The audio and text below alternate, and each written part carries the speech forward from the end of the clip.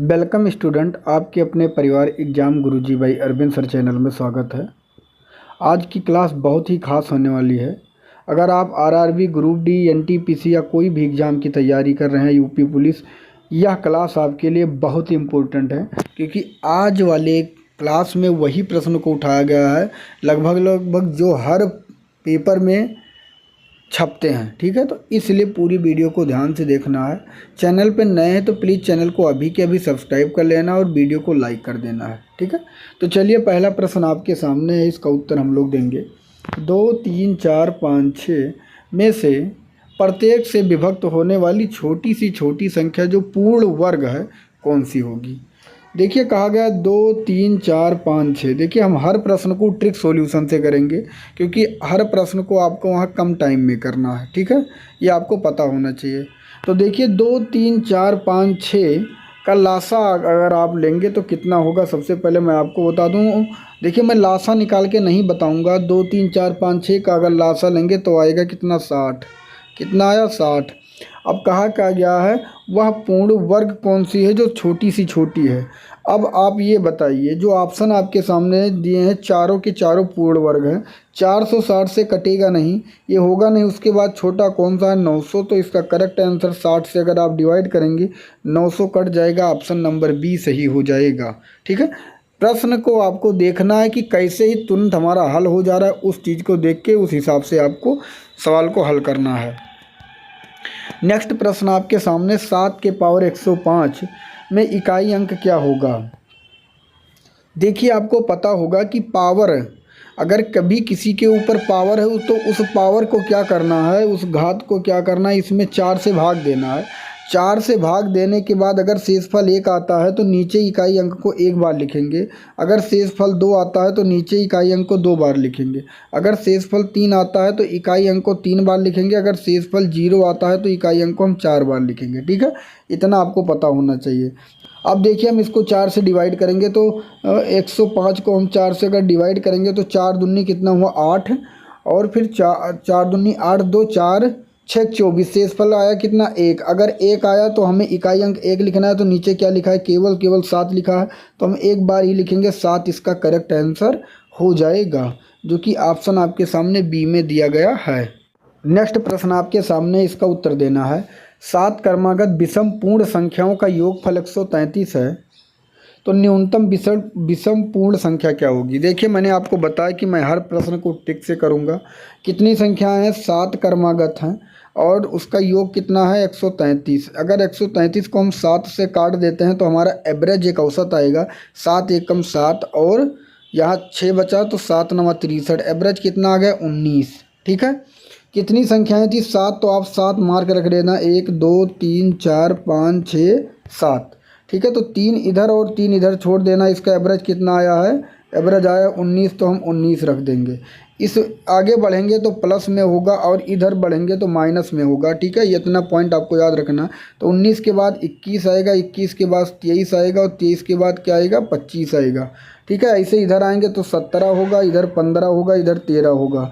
न्यूनतम संख्या पूछा गया तो न्यूनतम क्या हो जाएगा, 13। अधिकतम पूछा जाता तो हो जाता 25, लेकिन न्यूनतम कहा गया है तो 13 इसका करेक्ट आंसर हो जाएगा।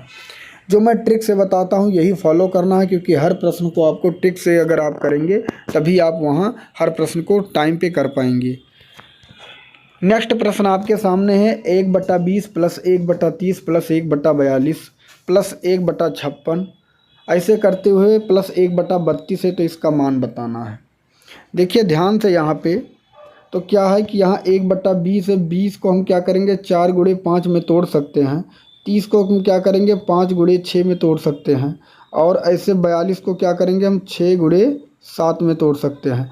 ऐसे ये 7 गुणे 8 में, ये 8 गुणे 9 में, ये 9 गुणे 10 में, ये 10 गुणे 11 में, और ये 11 गुणे 12 में टूट जाएगा। ठीक है, अगर ये सीरीज कभी भी किसी सवाल में बन रहा है, आगे वाली संख्या को उठाना है 1/4 और पीछे वाले उठाना है 1/12, इसी को हल कर देना है, आपका आंसर आ जाएगा। ठीक है, तो ये क्या हो जाएगा, लासा लेंगे 12 तो ऊपर होगा 4 3 12, 12 एकम 12, कितना आया, 2/12। 2/12 इसको काट देंगे तो हो जाएगा 1/6। 1/6 को अगर आप भाग देते हैं तो ये देखिए भाग दे के आप अगर निकालेंगे तो आएगा 0.01666 के ऊपर बार, ये आपका करेक्ट आंसर हो जाएगा। अगर नहीं पता है कि कैसे आ तो आप देख लीजिए, मैं 6 से 1 में भाग देता हूँ तो आप यहाँ क्या करेंगे, 0 लगाएंगे, पॉइंट बढ़ाएंगे तो 6 कम 6 हुआ, यहाँ 4 बचा, फिर 0 करेंगे, फिर 6 का 36 हुआ, फिर 4 बच जाएगा, फिर 6 का 36 हुआ, इससे फिर बार बार 4 बचेगा, इससे जिस पे बार बार आने लगता है तो उस पर 0.16 बार बार आ रहा है तो 6 करेक्ट आंसर हो जाएगा। ये आप समझ गए होंगे इस प्रश्न का उत्तर। को हल करना है, इसका आंसर क्या होगा, तो देखिए यहाँ लिखा है 3.47, 4 7 में क्या करना है, इस 4 7 को आपको लगभग 3 बार लिख देना है। ऐसे लिखेंगे दूसरा 4.53, ऐसे लिखेंगे 0.08, इसको ऐड कर लेना है।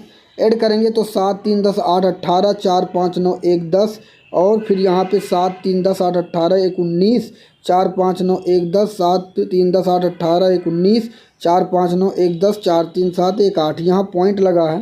देखिए पॉइंट के बाद क्या हुआ, पॉइंट के बाद 0 जो है बार बार आ रहा है, यहाँ पर भी, लास्ट वाले को नहीं देखेंगे तो 8.09 इसका करेक्ट आंसर हो जाएगा, जो ऑप्शन बी में दिया गया है। नेक्स्ट प्रश्न आपके सामने है, इसका उत्तर आपको देना है कि क्या होगा। देखें यहाँ लिखा है 18 के पावर 224 और नीचे दिया गया है 17। अब आप यहाँ पे देखिए इसका उत्तर बताना है, तो 17 से जब आप 18 में भाग देंगे तो 17 का कम 17 कट जाएगा, बचेगा क्या, 1 बचेगा। 1 पर कितना पावर है, 224, और 1 का चाहे जितनी बार गुणा करोगे 1 ही आएगा, तो इसका करेक्ट आंसर 1 हो जाएगा, जो कि ऑप्शन सी में दिया गया है। नेक्स्ट प्रश्न आपके सामने है, इसका उत्तर आपको देना है कि क्या होगा। ये थोड़ा सा हटकर प्रश्न है। अब देखिए हम इस प्रश्न को कैसे हल करेंगे। 2 के पावर 31 में 5 से भाग देने पर शेषफल कितना प्राप्त होगा। 2 के पावर 31 है तो हम इसको क्या लिख सकते हैं, 2 के पावर, ध्यान से समझिएगा, 2 के पावर 30 गुणे 2 ये लिख सकते हैं, क्योंकि 2 के पावर 30 है और एक ये 2 जुड़ जाएगा तो 2 के पावर 31 हो जाएगा। इतना आपको पता होना चाहिए। इसको अब हम दूसरे टाइप से कैसे लिख सकते हैं, इसको हम ऐसे भी लिख सकते हैं, 2 के पावर 2 गुणे 15, बात को समझिएगा, और गुणे क्या कर सकते हैं 2, हम ऐसे भी इसको लिख सकते हैं। अभी मैं आपको समझाने के लिए बताता हूँ, ठीक है। अब देखिए 2 के पावर 2 क्या हो गया, 4, तो हम इसको ऐसे भी लिख सकते हैं, 4 के पावर 15 गुणे 2, बात को समझिए। इस 2 के पावर 31 को 3 टाइप से मैंने तोड़ा, ये मैं आपको समझाने के लिए तोड़ रहा हूँ, जब आप समझ जाएंगे तो आप देखते ही तोड़ देंगे, ठीक है। अब देखिए 4 के पावर 15 गुणे 2 बन चुका है, ठीक है। अब हम क्या करेंगे, इसको हटा देंगे, ठीक है। अब क्योंकि हमारे पास ज़्यादा स्पेस नहीं है, चलिए हम बता भी रहे हैं, तो इसको हम यहाँ किससे भाग देना है, 5 से, तो हम 5 से भाग दे देंगे, ध्यान से समझिएगा। अब अगर हम 5 से इस 4 में भाग देते हैं तो आप कहेंगे जाएगा ही नहीं, आप ज़बरदस्ती भाग दीजिए। जब 5 से 4 में आप भाग देंगे तो बचेगा क्या, आप कहेंगे बचेगा -1, बचेगा -1। ये पॉइंट आपको याद रखना है। और -1 के ऊपर पावर कितना लगा है, 15, ठीक है। और यहाँ पे फिर बचा गुणे 2। अब यहाँ आप देखिए -1 के पावर अगर 15 तो -1 को चाहे जितनी बार आप गुणा करोगे, अगर यहाँ विषम है, ऊपर संख्या 15 है, 13 है, 12 है, 17 है, 19 है, 21 है, तो उसका उत्तर जो होगा -1 ही आएगा, बात को समझिएगा। अगर यहाँ जैसे 15 ना होकर 16 होता, 18 होता, 20 होता, 22 होता, तो इसका उत्तर -1 ना आके +1 आता। इतना तो आपको पता हो गया। तो -1 को अगर हम 15 बार गुणा करेंगे तो -1 आएगा, और यहाँ पे फिर क्या दिया था, 2, ठीक है। इसको करेंगे तो -1 से फिर हम 2 में करेंगे तो क्या मिल गया हमें, -2। तो -2 हमारा उत्तर होना चाहिए। अब -2 हमारा उत्तर अगर नहीं है तो हम करेंगे क्या, अगर -2 शेष, देखिए कोई माइनस में तो शेषफल होता नहीं है, तो जो हमारा मूल संख्या है 5, इससे हम -2 घटा देंगे और 3 हमारा करेक्ट आंसर हो जाएगा। आशा करता हूँ ये भी प्रश्न आपके समझ में आ गया होगा। देखिए कुछ यूनिक प्रश्न था, लेकिन इसलिए मैंने बताया, मैं इसको छोड़ भी नहीं सकता था क्योंकि मैं चाहता हूँ आप हमारे साथ जुड़े हैं तो आपको हर टाइप के प्रश्न की जानकारी हो। नेक्स्ट प्रश्न आपके सामने है, लगातार 25 प्राकृत संख्याओं का औसत ज्ञात करें। अब देखिए 25 प्राकृत, अगर प्राकृत संख्या दिया गया है तो कुछ नहीं करना है, n+1/2 रख देना है, आपका आंसर आ जाएगा। कितना है 25 n और +1 रखेंगे 26 होगा, और 26 का बाई 2 करेंगे 13, इसका करेक्ट आंसर हो जाएगा, जो कि ऑप्शन आपके सामने ए में दिया गया है। अगला प्रश्न आपके सामने, इसका उत्तर देना है, लगातार 26 सम संख्याओं का औसत ज्ञात करें। अब इसका उत्तर हम आसानी से दे देंगे, लगातार 26 सम संख्या कहा गया है। देखिए अगर सम संख्या कह दिया जाए तो इसका फार्मूला होता है n+1, और कुछ नहीं करना है। लगातार अगर कह दिया जाए लगातार सम संख्या, तो 26 था, 26 में एक हम जोड़ देंगे, इसका करेक्ट आंसर 27 सही हो जाएगा, जो कि ऑप्शन आपके सामने सी में दिया गया है। वेलकम स्टूडेंट, देखिए स्टैटिक जीके संसार जीके बूस्टर 2025, ये ई बुक आपके लिए रामबाण एक कैप्सूल है। मैं बार बार कह रहा हूँ, जो आपके दिमाग में जो चैप्टर आ रहा है, हर चैप्टर आपको इस ई बुक में मिलने वाले हैं। ये ई बुक एक कैप्सूल है। मैं आपको बता दूं, इसमें आपको इतिहास, भूगोल, विज्ञान, राजनीति, करंट अफेयर, साथ में और अन्य सभी टॉपिक जो आपके दिमाग में, सभी को कवर किया गया है, और वही प्रश्न को उठाया गया है जो परीक्षा के लिए रामबाण है। तो अगर आपको सिलेक्शन लेना है तो प्लीज इस ई बुक को बिल्कुल भी आप ना इग्नोर करें, क्योंकि इस ई बुक को पढ़ने के बाद मैं दावे के साथ इतना तो कह सकता हूं कि आप पेपर में बहुत अच्छा करके आएंगे। इसमें ऐतिहासिक घटनाएं, भूगोल जानकारियां, वैज्ञानिक आविष्कार, हर पॉइंट है। अगर जितने आपके दिमाग में आ रहे हैं सभी को एक एक करके कवर किया गया है, और इस बुक को इमेज और कलरफुल के साथ तैयार किया गया है। टॉपिक को इसमें 422 पेजों में से तैयार किया गया है। बायोलॉजी आप देख सकते हैं, इसको कैसे एक एक करके कवर किया गया है। एग्जाम की दृष्टि से कैप्सूल की भांति है। आप देख सकते हैं कि हर टॉपिक को कैसे करके एक एक पॉइंट को कैसे यहाँ पे संग्रह किया गया है कि आपको पढ़ने में कोई समस्या ना हो। आगे तो ये अभी तो जीव विज्ञान का टॉपिक एक एक करके है, हर टॉपिक को मैं आपको दिखाऊंगा थोड़ा बहुत। देखिए कोई भी टॉपिक छोड़ा नहीं गया। कोविड-19 को भी अगर देखा जाए तो पाचन तंत्र को, सभी को एक एक करके कवर कर दिया गया है। इस ई बुक को बनाने में मुझे 3 महीने से ज़्यादा समय लग गया है, और यह ई बुक आपको बहुत ही कम दामों में मिलने वाला है। और मैं ये भी बार बार आपसे रिक्वेस्ट कर रहा हूँ, इस ई बुक को पढ़ने के बाद आपके अंदर का जितने भी जीके का डाउट है सभी क्लियर हो जाएंगे। फिजिक्स भी देखेंगे, यहाँ पे अदिश रास, सदिश रास, सभी को एक एक पॉइंट करके इमेज कलरफुल के साथ ऐसे तैयार किया गया है जो आपकी परीक्षा के लिए बिल्कुल रामबाण है, और आप आसानी से हर पॉइंट को समझ पाएंगे कि कह क्या रहा है। तो अगर आपको मैं बता दूं, इस ई बुक को आप ज़रूर परचेज कर लें। और मैं आपको थोड़ा बहुत पहले ई बुक और दिखाता हूँ, और आपको डिस्काउंट के साथ इस ई बुक का दाम मैं आपको बताऊँगा। मैं आपसे यही रिक्वेस्ट करूंगा कि इस ई बुक को आप ज़रूर परचेज कर लें, और इस ई बुक की कीमत मैं बहुत ही कम रखने वाला हूं। जल्द ये प्रिंट आउट के साथ ये बुक मार्केट में भी आपको देखने को मिलेगी, लेकिन अभी इसमें टाइम लगने वाला है। तो आपसे एक छोटी सी यही रिक्वेस्ट है कि अगर आप इस ई बुक को पढ़ लेते हैं, इसमें फिजिक्स, केमिस्ट्री, बायोलॉजी, भूगोल, इतिहास, अर्थशास्त्र, सभी टॉपिक को कवर किया गया है, और उसी प्रश्न को उठाया गया है जो परीक्षा के लिए कैप्सूल है। ठीक है, अब यहाँ पे आप देख सकते हैं सूर्य ग्रहण को कैसे बताया गया है, चंद्र ग्रहण को एक पे एक पॉइंट करके कैसे समझाया गया है। तो मैं आपसे यही कहूँगा कि अगर आपको सिलेक्शन लेना है तो इस ई बुक को अभी के अभी आप परचेज कर लीजिए। वैसे तो मैं ई बुक की कीमत बहुत ज़्यादा रख सकता था, क्योंकि 422 पेजों में है, और इसे मुझे 3 महीना लग गया लिखने की में। और इस ई बुक की कीमत मैं मात्र केवल वही पुराना रेट रखूँगा, 39 रुपये, जो हर इंसान इस ई बुक को परचेज कर पाए। लेकिन यह 39 रुपये में अधिक समय के लिए नहीं रखने वाला हूँ, ये केवल मैं 3 दिनों के लिए रखने वाला हूँ। तो अगर आपको परचेज करना है तो आप अभी के अभी से बाई कर लीजिए। और मैं आपको बता दूं, आप हमारे टेलीग्राम पर भी जुड़ जाइए, जहां पे सर्च करना है exam Guruji by Arvind sir. ठीक है, वहां सर्च करके टेलीग्राम पे जुड़ सकते हैं। यूट्यूब का तो ऑलरेडी आपको पता ही है। और अगर आप इंस्टाग्राम पे कोई प्रश्न पूछना चाहते हैं तो COP अरविंद जायसवाल नाम की ID, आप वहां पे जाके हमसे प्रश्न पूछ सकते हैं। और ई बुक आपको कहाँ मिलेगी? तो 89 48 66 76 52, ठीक है, 76 52, इस नंबर पे आपको व्हाट्सएप करना है।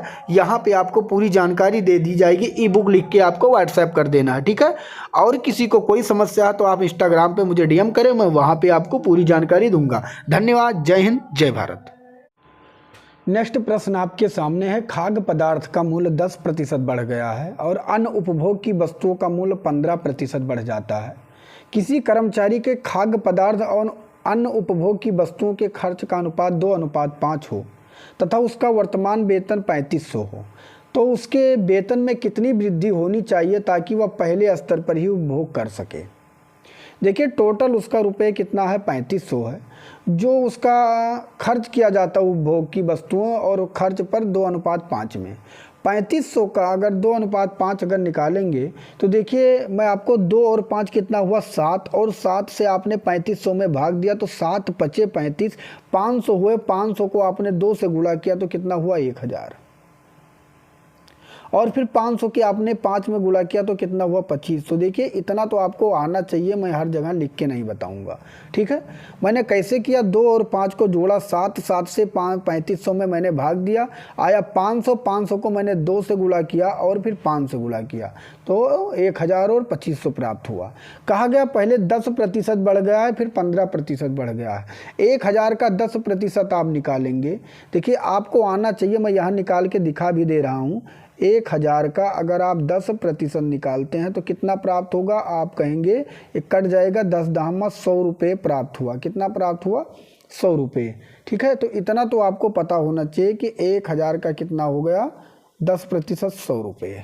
और फिर कितना लिखा था? 2500। इसका कितना कहा गया? 15%। तो आप 2500 के जब आप 15% निकालेंगे तो कितना होगा? आप यहाँ निकाल के देख सकते हैं कि 15 पचे 75 के 5 और 15 दूना 30 और 7 37, 375 रुपये ये और 100 रुपये ये, टोटल कितना हुआ? 475 रुपये। इसका correct answer option number D सही हो जाएगा। नेक्स्ट प्रश्न आपके सामने, 4 बुनकर 4 चटाई 4 दिन में बुन सकते हैं। इसी गति से 8 बुनकर द्वारा 8 दिन में कितनी चटाइयाँ बुनी जा सकती हैं? देखिए, कहा गया है 4 बुनकर द्वारा, ठीक है, 4 दिन में टोटल कितनी चटाइयाँ? 4 चटाइयाँ बुनी जाती है। इसी तरह कहा गया है कि अगर 8 बुनकर को लगाया जाए, ठीक है, तो 8 दिन में कितनी चटाइयाँ तो नहीं पता है, तो हम x लिख देंगे। ठीक है, अब आपको ये बताना इसका आंसर। आप सीधा सीधा देख लीजिए, आसानी से कर सकते हैं। 4 से इसको काट देंगे 2 बार में, ठीक है, और इस 4 से इसको काट देंगे 2 बार में, तो 2 दूनी कितना हुआ? 4 हुआ, और बराबर का तिरछा क्या होता है? गुणा। 4 चौक हो गया 16, तो x का मान क्या हो जाएगा? 16। इसका करेक्ट आंसर जो कि ऑप्शन D में दिया गया है। नेक्स्ट प्रश्न आपके सामने है, इसका उत्तर आपको देना है। क्या होगा? एक छावनी में 250 सिपाहियों के लिए 60 दिन का भोजन था। 25 दिन के पश्चात छावनी से 100 सिपाही चले गए, तो शेष भोजन कितने दिन चलेगा? देखिए, 250 सिपाही थे।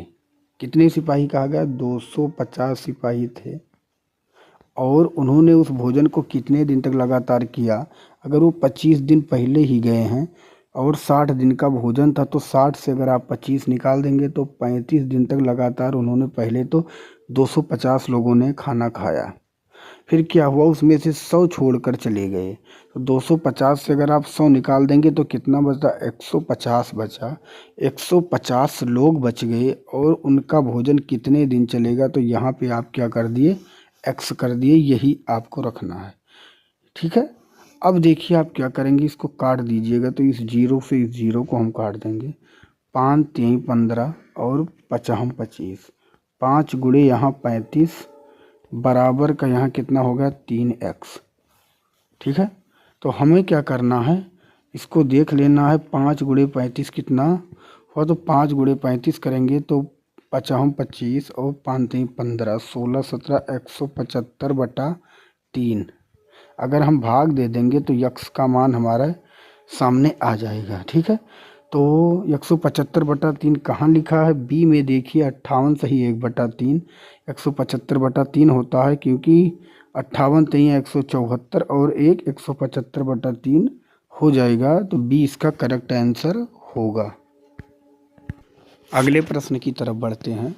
दिलीप, राम तथा अमर ने क्रमशः 2700, 8100, 7200 रुपये लगाकर व्यापार आरंभ किया। वर्ष के अंत में राम ने 3600 का लाभ पाया, तो कुल लाभ कितना था? ठीक है, कुल लाभ कितना था आपको बताना, इसका आंसर क्या होगा। तो देखिए यहाँ पे कुछ कहा नहीं गया है, 2700 रुपये कहा गया, तो हम यहाँ रख देंगे 2700। फिर कहा गया 8100, फिर हम रख देंगे 8100, और फिर कहा गया है 7200, तो हम रख देंगे 7200। इन तीनों का आप अनुपात निकाल लीजिएगा, तो ये 00 से 00 00 तीनों के तीनों कट जाएंगे। उसके बाद आपको क्या करना है, काट देना है। तो 9 3 27, 9 9 81, 9 8 72। ठीक है, ये आपको प्राप्त हो गया। ठीक है, दिलीप का 3 और राम का 9 और साथ में अमर का कितना आ गया 8। यहाँ पे कहा गया है जो राम का लाभ है वो कितना है 3600 है। ठीक है, और यहाँ राम का लाभ कितना दिया गया है 9 दिया गया है। कितना दिया गया है 9, तो 9 के बराबर कितना है आप कहेंगे 3600। तो 1 का मान कितना आ गया आप कहेंगे 1 का मान आ चुका है, काटेंगे तो 400। टोटल लाभ पूछा गया है, तो टोटल लाभ के लिए आप जोड़ लेंगे 3 और 9 12 हुआ, 12 8 कितना हो गया 20, और इस 20 को आप 400 से गुणा कर देंगे 400 से, और आपका आंसर प्राप्त हो जाएगा 8000, जो कि ऑप्शन बी में दिया गया है। देखिए लिखा है यहाँ पे 200 मीटर लंबी एक ट्रेन 180 मीटर लंबे किसी पुल को 19 सेकंड में पार कर जाती है, जबकि एक व्यक्ति वह 10 सेकंड में एक व्यक्ति को वह 10 सेकंड में पार करती है, तो ट्रेन की चाल क्या होगी। देखिए यहाँ जब व्यक्ति को पार करती है तो कितना समय लगता है 10 सेकंड, और उसकी खुद की दूरी क्या है 200 मीटर लंबी एक ट्रेन है। तो किसी व्यक्ति की दूरी किसी खंभे की दूरी कभी नहीं मानी जाती है, और जब किसी व्यक्ति या खंभे को पार करती है वो तो वह खुद की दूरी पार करती है, ये आपको पता होना चाहिए। इससे ये पता चला, इसका आपको यहाँ प्रयोग ही नहीं करना पड़ा 180 मीटर का, आप सीधा लिख दीजिए 200 मीटर लंबी ट्रेन उसने कितने सेकंड में पार कर दिया 10 सेकंड में। ठीक है, आपसे पूछा गया किलोमीटर घंटा, इसके लिए आपको 18/5 से गुणा कर देना है। अगर सेकंड में पूछा जाता तो आप 5/18 से गुणा करते, लेकिन यहाँ घंटे में पूछा गया है तो 18/5 से करना है। 00 से 00 कट जाएगा, 5 से काटेंगे 4 बार में, 18 चौक 72 इसका करेक्ट आंसर हो जाएगा, जो कि ऑप्शन नंबर डी में दिया गया है। नेक्स्ट प्रश्न है, ₹500 के 4% की दर से 2 वर्ष के चक्रवृद्धि तथा साधारण ब्याज में अंतर क्या होगा, आपको ये बताना है। देखिए इसका जो फार्मूला होता है वो होता है D बराबर P मतलब मूलधन, R मतलब क्या होता है दर, R²/100, इसी पे आपको रख देना है, आपका आंसर आ जाएगा। ठीक है, तो हमें डी ज्ञात करना है, तो यहाँ हम कुछ करेंगे नहीं, डी का आप सीधा का सीधा डी रखिए। पी का मतलब मूलधन होता है, मूलधन है 500, और जो आपका रेट की बात की गई है तो रेट है 4%, तो 4 का हम स्क्वायर है तो इसको हम 2 बार करेंगे, 4 × 4 बटा आप क्या कर देंगे 100, तो 00 से 00 कट जाएगा। यहाँ तक आपको पता चल गया। 5 चौक कितना हुआ 20, और 20 चौक कितना हुआ 80, तो डी का मान आ चुका है 80, अंतर कितना आ चुका है 80, जो कि ऑप्शन ए में दिया गया है। इसका उत्तर आपको दे देना है। एक 8 मीटर लंबे तथा 6 मीटर चौड़े कमरे को 1.6 मीटर चौड़ा कालीन बिछाया जाना है, तो कालीन की लंबाई कितनी है, आपसे ये पूछा गया है। तो यहाँ कुछ नहीं करना है आपको, कालीन की लंबाई पूछा गया है तो 8 मीटर लंबा है, 6 मीटर चौड़ा है और कितना मीटर बिछाया जाना है, 1.6 मीटर चौड़ा। तो कालीन की लंबाई कितनी होनी चाहिए, तो 1.6 से आपको डिवाइड कर देना है। ठीक, देखिए यहाँ पॉइंट है, पॉइंट हटाने के लिए यहाँ पे हमने क्या कर दिया, 0 बढ़ा दिया। 8 से 16 को मैंने काट दिया, 2 बार में 2 से 60 को काटा, कितना आ गया 30। क्या आ गया 30, तो 30 मीटर होना चाहिए जो कि बी में दिया गया है। अगला प्रश्न है, यदि x प्लस 1/x बराबर 5 हो तो एक्स स्क्वायर प्लस 1/x² का मान क्या होगा। देखिए इसका जो फार्मूला होता है वो होता है ए स्क्वायर माइनस का 2। बस इतना आपको ध्यान रखना है, कभी भी ऐसे प्रश्न आए तो इसी पे रख देना है। ये का मतलब जो मान होता है वो क्या होता है, जो x प्लस 1/x के सामने दिया जाएगा मान वही हो जाएगा। इसको पूरा प्रूफ सिद्ध करने की बात करेंगे, अगर मैं सब टोटल सिद्ध करके आपको बताऊंगा जब नेक्स्ट वीडियो आएगी और मैं लाइव रहूंगा, आपसे पूछूंगा, जो जो आपसे डाउट है वो पूछ लीजिएगा। ठीक है, अभी हम सीधा सीधा प्रश्न की तरफ बढ़ते हैं। तो हम रखेंगे 5 का स्क्वायर माइनस का 2, 25 और 25 से 2 निकाल देंगे, हो जाएगा 23 इसका करेक्ट आंसर, जो कि ऑप्शन आपके सामने बी में दिया गया है। अगला प्रश्न है, यदि x प्लस 1/x बराबर 3 हो तो x³ प्लस 1/x³ का मान क्या होगा। देखिए इसके पहले वाले प्रश्न में यहाँ पे स्क्वायर था, x² प्लस 1/x² था और उसका फार्मूला था a स्क्वायर माइनस का 2। ठीक है, लेकिन इसमें क्या हुआ है, यहाँ क्यूब है तो इसका जो फार्मूला है वो है ये क्यूब माइनस का 3a। इस पे आपको रख देना है। a का मान मैंने ऑलरेडी पहले बताया, जो ये 1 या x प्लस 1/x के सामने जो होता वही a का मान होगा। तो हम रख देंगे 3 का क्यूब माइनस 3, a का मान कितना है, a का मान 3 है तो 3 रख दीजिए। ठीक है, तो 3 त्रिक 9 त्रिक 27 माइनस का 9। ठीक है, अगर आप घटाएंगे तो कितना बचेगा, 17 से 9 मतलब 18 इसका करेक्ट आंसर हो जाएगा, जो कि ऑप्शन आपके सामने ए में दिया गया है। अगला प्रश्न है, यदि बहुभुज की भुजाओं की संख्या 5 हो तो उसके विकर्ण की संख्या ज्ञात कीजिए। देखिए कभी भी बहुभुज की भुजाओं की संख्या अगर दिया जाए और विकर्ण की संख्या पूछी जाए तो उसके लिए आपको क्या करना होगा, सबसे पहले एक फार्मूला है n-1/2 माइनस n। ये फार्मूला आपको याद रखना है जब भी भुजाओं की संख्या बहुभुज की दी जाए और विकर्ण पूछा जाए। तो बहुभुज के भुजाओं की संख्या का मान जो 5 आया है वही n का नंबर है, हम रख देंगे n के स्थान पे 5 मल्टीप्लाई n से 1 निकलेगा तो 5 से 1 निकलेगा 4। ठीक है, यहाँ 2 और फिर माइनस का यहाँ n का मतलब क्या है, अभी आपने पढ़ा 5।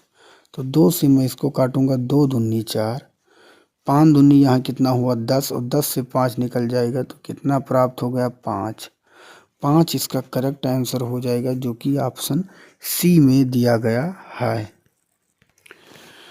नेक्स्ट प्रश्न है, किसी समबाहुभुज के प्रत्येक बाह्य कोण ज्ञात करो यदि भुजाओं की संख्या 4 हो। देखिए समबाहुभुज के प्रत्येक बाह्य कोण को ज्ञात करना, अगर भुजाओं की संख्या 4 है तो टोटल जो सर्कल का हमारा अंश कोण का बनता है वो कितना 360 अंश, और भुजाओं की संख्या 4 दी गई है। अगर हम डिवाइड कर देंगे तो कितना आ गया 90 अंश।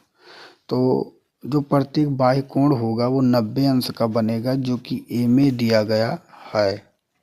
अगला प्रश्न है, राम ने 1200 रुपये उधार दिए, 5 वर्ष बाद उसे 360 रुपये ब्याज मिला, तो ब्याज की दर क्या होगी। देखिए, हमें पता है ब्याज बराबर मूलधन गुणे दर गुणे समय बटा 100 होता है। तो ब्याज दिया गया है 360, तो आप 360 रख देंगे। मूलधन दिया गया है 1200, 1200 रख देंगे। दर पूछा गया है तो आर रख देंगे, और टाइम 5 दिया गया है बटा 100 कर देंगे। डबल जीरो से डबल जीरो कट जाएगा, 12 पंचे 60, और 60 से 360 को काटेंगे तो 6 बार में कट जाएगा। आर का मान 6 आ गया, 6 इसका करेक्ट आंसर होगा, जो कि ए में दिया गया है। अगला प्रश्न है, 20 वर्ष में कितने प्रतिशत वार्षिक ब्याज की दर से कोई धन अपने से 2 गुना हो जाएगा। यहाँ पे आप देखिए, मान लीजिए आपके पास 100 रुपये है और वो धन आपका बन के कितना हो जाए, 2 गुना, मतलब 200 रुपये। तो इसमें ब्याज आपको कितना मिला, आप कहेंगे ब्याज हमें मिला 100 रुपये। ये आपको पता चला, बस आप सवाल लगा चुके हैं। 100 रुपये मूलधन, आपसे पूछा गया है क्या, दर तो यहाँ आर रख दीजिए, समय जो दिया गया है समय, कितने प्रतिशत वार्षिक ब्याज की दर से कोई धन अपने से 2 गुना हो जाएगा, 20 साल की बात की है, बटा 100। ब्याज कितना मिला है, अभी आपने देखा 100 रुपये ब्याज मिल चुका है। ठीक है, तो 100 से 100 कट गया, 20 से अगर हम इस 100 को काटेंगे तो 5% इसका करेक्ट आंसर आ चुका है, जो कि ए में दिया गया है। नेक्स्ट प्रश्न है, किसी धन पर 8% चक्रवृद्धि ब्याज की दर से पहले वर्ष का ब्याज ₹48 है, तो दूसरे वर्ष का ब्याज क्या होगा। देखिए, कभी भी अगर आपसे दूसरे वर्ष का ब्याज पूछा जाए और पहले वर्ष का दिया जाए, तो जो सबसे आसान तरीका होता है, पहले वर्ष का ही 48 जो दिया गया है, इसी का आपको 8% निकाल के और पहले वर्ष के ब्याज में जोड़ देना है। ठीक है, तो 48 गुणे 8 अगर हम करते हैं तो कितना आएगा, 8 टाइम 64 के 4 और 8 चौक 32, 32 और 6 कितना हुआ, 38, 384 बटा 100। अगर इसको आप भाग देंगे तो कितना आया, 3.84। 3.84 आपको इस 48 में जोड़ देना है, आपका आंसर आ जाएगा 51.84, जो कि बी में दिया गया है। अगला प्रश्न है, एक वर्ग की भुजा को 20% कम कर दिया जाए तो उसके क्षेत्रफल में कितने प्रतिशत की कमी होगी। देखिए, हर चीज़ अपने आप में 100 होता है। ठीक है, अगर 100 से 20 कम कर दिया जाए तो उसके क्षेत्रफल में कितनी कमी होगी। तो 100 से अगर 20 घटा देंगे तो कितना हुआ, 80, और वर्ग की बात है तो 2 बार गुणा करेंगे, 80 गुणे 80 बटा 100। तो 0 से 0, 0 से 0 कितना हुआ, 8 टाइम 64, प्राप्त कितना हुआ हमें, 64। हर चीज़ क्या होता है, 100, मैंने आपसे बताया। 100 से अगर 64 निकालते हैं तो कितना बचता है, 36 की कमी होती है, 36% इसका करेक्ट आंसर हो जाएगा। नेक्स्ट प्रश्न आपके सामने है, इसका उत्तर आपको देना है। एक वृत्त की त्रिज्या में 10% वृद्धि कर दी जाती है तो उसके क्षेत्रफल में कितने प्रतिशत की वृद्धि होगी। 10% की वृद्धि मतलब 100 में आपने जोड़ा तो 110 गुणे 110 बटा 100 आपको कर देना है। बस इतना आपको याद रखना है। ठीक है, तो 0 से 0 कट जाएगा, 0 से 0 कटेगा, 11 गिराई है, कितना हुआ, 121। हर चीज़ अपने आप में क्या होता है, मैंने बताया 100 अगर 121 से 100 घटाते हैं तो कितना बढ़ा मिला? 21% बढ़ा मिला, जो कि डी में दिया गया है। कोई धन 4 वर्ष में साधारण ब्याज की दर से 840 और 7 वर्ष में 945 हो जाता है, तो मूलधन तथा ब्याज की दर बताओ। देखिए, साधारण ब्याज कभी भी क्या होता है कि वो हर साल एक स्टेप में बढ़ता है, ये आपको पता होना चाहिए। अगर इस साल 40 बढ़ा है तो अगले साल भी 40 बढ़ेगा, अगले साल भी 40 बढ़ा है। अगर इस साल 100 बढ़ा है तो अगले साल भी 100 बढ़ेगा और उसके अगले साल भी 100 बढ़ेगा। तो 4 वर्ष में साधारण ब्याज की दर से 840 रुपये और 7 वर्ष में 945 होता है। अगर हम 945 से 840 घटाएंगे तो हमारे पास कितना प्राप्त होगा? 105। ये कितने साल का ब्याज है? देखिए, पहले 4 वर्ष का था, फिर 7 वर्ष का हो गया, तो इसको भी जब घटाएंगे तो ये 3 आ गया। ठीक है, तो 3 साल का ब्याज 105 रुपये है। तो हम आपसे पूछे 1 साल का ब्याज क्या होगा? आप कहेंगे 3 त्रिका 9, 3 पचे 15, 35 रुपये 1 साल का ब्याज होगा।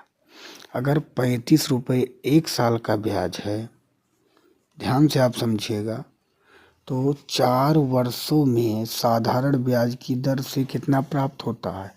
840। तो 4 वर्षों में ब्याज कितना बन जाएगा? आप कहेंगे 4 वर्षों में ब्याज बन जाएगा, 35 को 4 से गुणा करेंगे 140 रुपये। 140, अगर 140 रुपये ब्याज बन गया इस 840 में, तो यहाँ रुपये कितने बचे? आप कहेंगे मूलधन बचा 700। ये आपको पता हो गया, ठीक है। और यहाँ पे समय कितना दिया गया है? 4। पूछा क्या गया है? आर। ब्याज हमें कितना मिला? अभी आपने निकाला 140। डबल जीरो से डबल जीरो कट गया, डबल जीरो से डबल जीरो कट गया, 7 चौक 28, 28 पंचे 140 होता है, तो कितना आ गया? 5%। मूलधन कितना आया? 700। तो 700 और 5% ऑप्शन नंबर ए में दिया गया है। आशा करता हूँ ये भी प्रश्न समझ में आ गया होगा। नेक्स्ट प्रश्न है, इसको ध्यान से पढ़ेंगे, फिर इसके बारे में हम आगे जानेंगे। एक नाव प्रवाह की विपरीत P से Q तक और प्रवाह की दिशा में Q से P तक की दूरी 3 घंटे में तय करती है। यदि स्थिर जल में नाव की गति 9 किलोमीटर घंटा हो और धारा की गति 3 किलोमीटर घंटा हो, तो P और Q की दूरी कितनी होगी? इसका फार्मूला क्या होता है? तो फार्मूला याद रखना है, T x स्क्वायर माइनस का वाई स्क्वायर बटा का 2x। अब यक्स क्या होता है और टी क्या होता है, वाई क्या होता है, ये जान लेंगे। यक्स जो होगा वो नाव की गति होगी, ठीक है। वाई जो होगा वो धारा की गति होगी, और जो टी का मतलब टाइम होगा 3 घंटा, ठीक है। यही आपको ध्यान रखना है।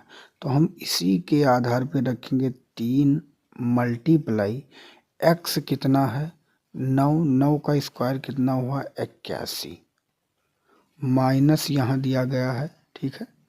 फिर कितना है? वाई, धारा की गति 3, 3 का स्क्वायर कितना हुआ? 9, ठीक है। और बटा 2x, 2 मल्टीप्लाई यक्स का मान कितना दिया गया है? आप कहेंगे 9, तो 2 9 कितना हुआ? 18। यहाँ तक आप समझ गए, यहाँ तक आपको दिक्कत नहीं है। और आप यहाँ एक पॉइंट और देखिए, 81 से अगर 9 घटाएंगे, 81 से 9 घटा देते हैं तो कितना बचेगा? 72। कितना बचेगा? 72। तो ये पॉइंट आपको ध्यान नहीं रखना है। 3 गुणे 72 बटा 2 गुणे 9 लिखा है, ठीक। तो अगर हम इसको काटेंगे 9 8 72 75, 2 चौक 8 और 3 चौक 12, 12 किलोमीटर दूरी हो जाएगी, जो कि ऑप्शन आपके सामने सी में दिया गया है। अगला प्रश्न आपके सामने है, इसका उत्तर देना है। एक रेलगाड़ी 50 मीटर लंबे प्लेटफार्म को 14 सेकंड में पार कर जाती है तथा प्लेटफार्म पे खड़े व्यक्ति को 10 सेकंड में पार करती है, तो गाड़ी किस चाल से जा रही है? मैंने आपसे एक बात बताया कि जो 10 सेकंड में वो खड़े एक व्यक्ति को पार करती है, वो व्यक्ति को की दूरी खंभे की दूरी नहीं होती है, इसमें केवल वो अपने आप की दूरी पार करती है। तो अगर 50 मीटर लंबे प्लेटफार्म को पार करने में 14 सेकंड लगते हैं, तो इसमें कुछ प्लेटफार्म की लंबाई के साथ साथ उसकी दूरी भी है, रेलगाड़ी की दूरी भी है। अगर वो 10 सेकंड में खुद की दूरी पार करती है और 14 सेकंड में वो प्लेटफार्म तथा अपनी दूरी दोनों पार करती है, तो प्लेटफार्म कितने समय में पार करेगी? 10 से 14, जो 14 से 10 घटा देंगे तो कितना आएगा? 4। तो जो 50 मीटर है वो कितने सेकंड में पार कर रही होगी? 4 सेकंड में। ये आपको पता हो चुका, ठीक है। पूछा गया है किलोमीटर घंटा, तो हम 18/5 से गुणा कर देंगे, हो जाएगा 5 दहम 50, 18 दहम 180/4, 4 चौक 16, 4 पंची 20, 45 किलोमीटर घंटा होगा, जो कि ऑप्शन डी में दिया गया है। अगला प्रश्न आपके सामने है। एक रेलगाड़ी प्लेटफार्म पर खड़े एक व्यक्ति को 25 सेकंड में पार करती है। समान लंबाई की दूसरी रेलगाड़ी समान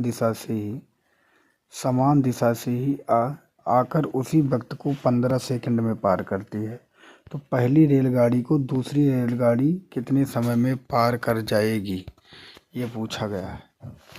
देखिए, अगर सेम प्रश्न अगर ऐसे बन जाए, उसी व्यक्ति को पार करती है, समान लंबाई है और समान दिशा से ही, ठीक है, तो इसमें क्या होता है, आपको सिर्फ एक फार्मूला याद रखना है, 2 मल्टीप्लाई, ठीक है, दोनों जो दिया गया सेकंड 25 सेकंड 15 सेकंड, इन दोनों का मल्टीपल, ठीक है, और इन दोनों का नीचे डिफरेंस होना चाहिए। क्या होना चाहिए? डिफरेंस। फिर आपका सवाल लग चुका है, तो हम कर देंगे 2 गुणे मल्टीप्लाई 25 गुणे उसके बाद 15, इन दोनों का डिफरेंस निकालेंगे तो 25 से 15 निकालेंगे, बचेगा कितना? 10। 2 से काटेंगे 5 बार में, 5 से काटेंगे 5 बार में, 15 बचे 75, इसका करेक्ट आंसर हो जाएगा, जो कि ए में दिया गया है।